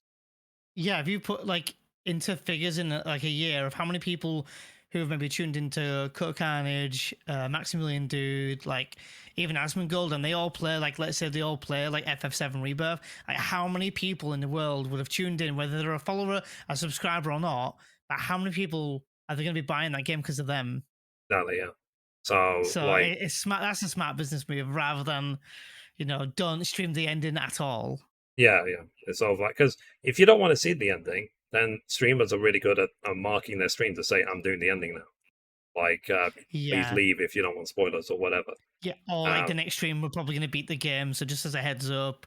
Yeah, they're really good with that kind of thing, yeah. Yeah, and also as well, sometimes even the streamers themselves are worried about being spoiled by the audience, because the audience might have already finished the game, and then so when Maximilian Dude was finishing 7 Remake, he did not even have the chat loaded, because he did not want people in the chat to tell him what was about to happen.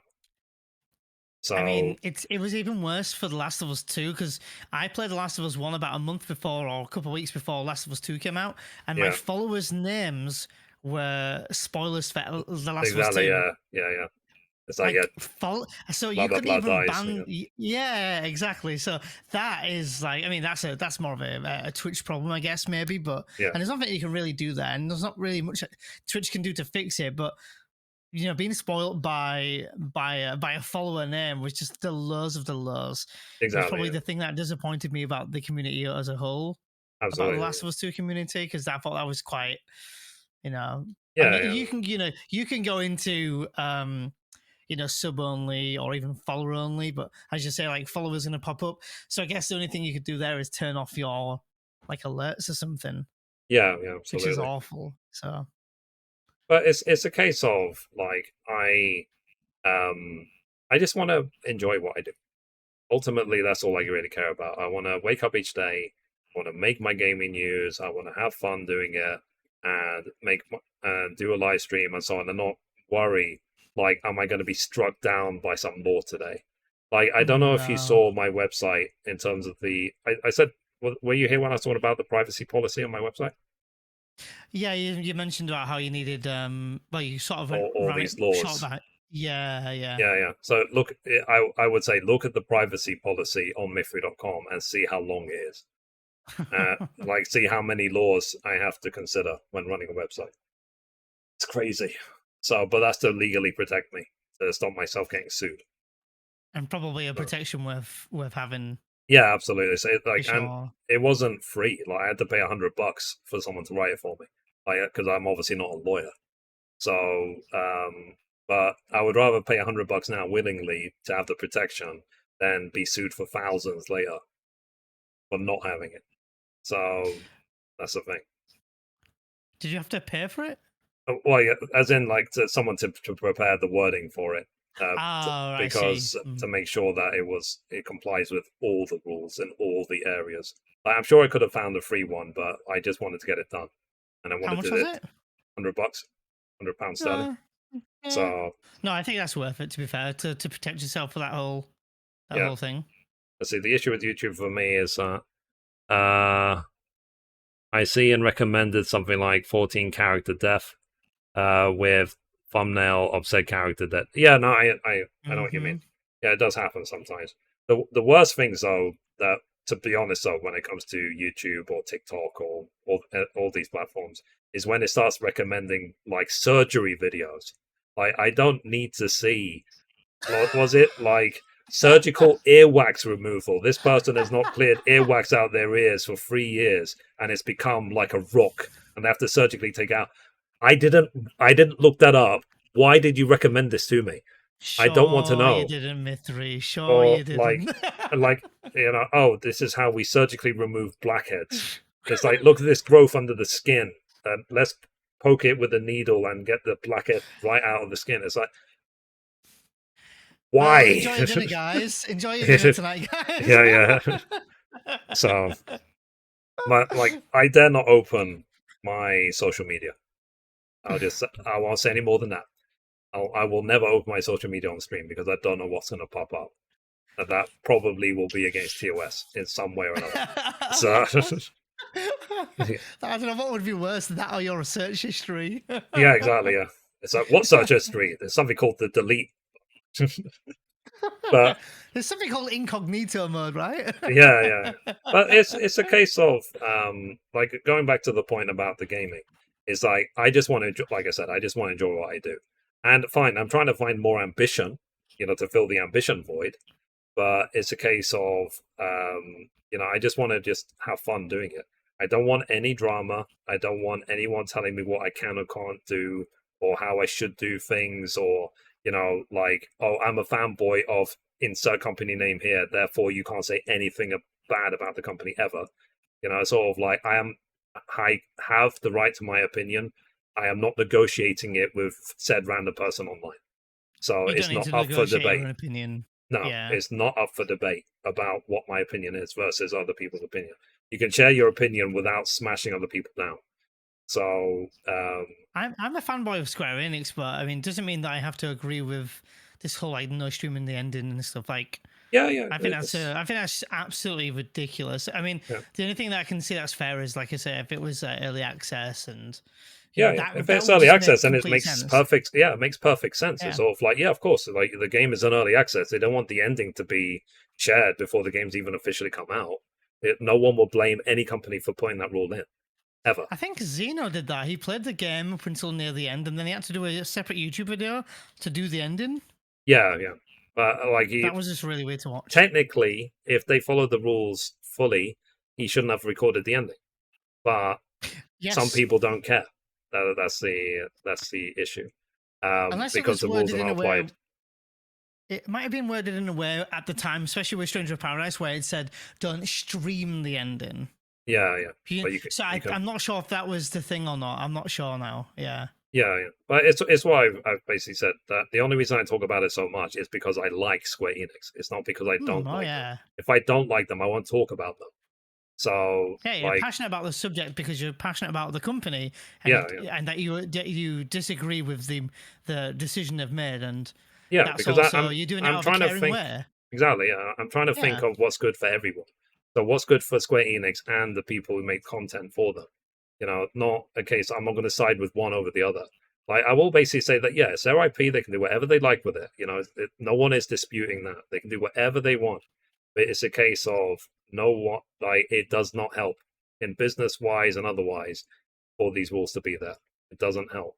And one thing I said to them as well, when it comes, for example, I've got an issue with the music videos. Like, people make OST videos for Final Fantasy music all the time, and that's some of the videos that they strike down on. It's a case of, I said, just upload your own. I said that to Square Enix. I said, upload your own with artwork or editing or whatever that's officially yours. This is the official music video of this song and so on for this game or whatever. And people will watch that rather than everyone else who's uploading it. There's obviously a market for it. That's why people keep uploading the videos. But I said that it's easy content. It's like reaction content. It's the easiest content in the world to mute in-game sound and play music and run around. It's nothing content. But looking at the view counts that some of these music channels have gotten, some of them have made looks like hundreds of thousands of dollars from making those videos. So, and they weren't struck down. And the rules are very, very clear. The rules say you don't do that. Do not all the in-game sound except the music. Do not make videos whose sole purpose is to just show off the music and so on and so on. And then if you go onto YouTube right now, you type in Final Fantasy OST, there will be 1 billion results. So God, yeah. that's the thing. So, and some of them have been there for like years, if not even more than a decade. So, like, if they want to apply these rules, because YouTube has got built-in features, they can basically say, okay, look, this is the official video for this music. Strike everyone else on YouTube. YouTube has got the strike copyright ID claim system. So that basically says, okay, this is the official one. It's been verified by, this is the ownership of Square Enix or whichever game company, and strike everyone else who has this video. You know, and YouTube has that built in already. So, and there will always be some that fall through the cracks, but then that's down for them to fill those cracks. But it wouldn't take that long to have that, and it won't be a bad thing, in my opinion. And so you can be sure Square Enix claimed those videos. So why doing?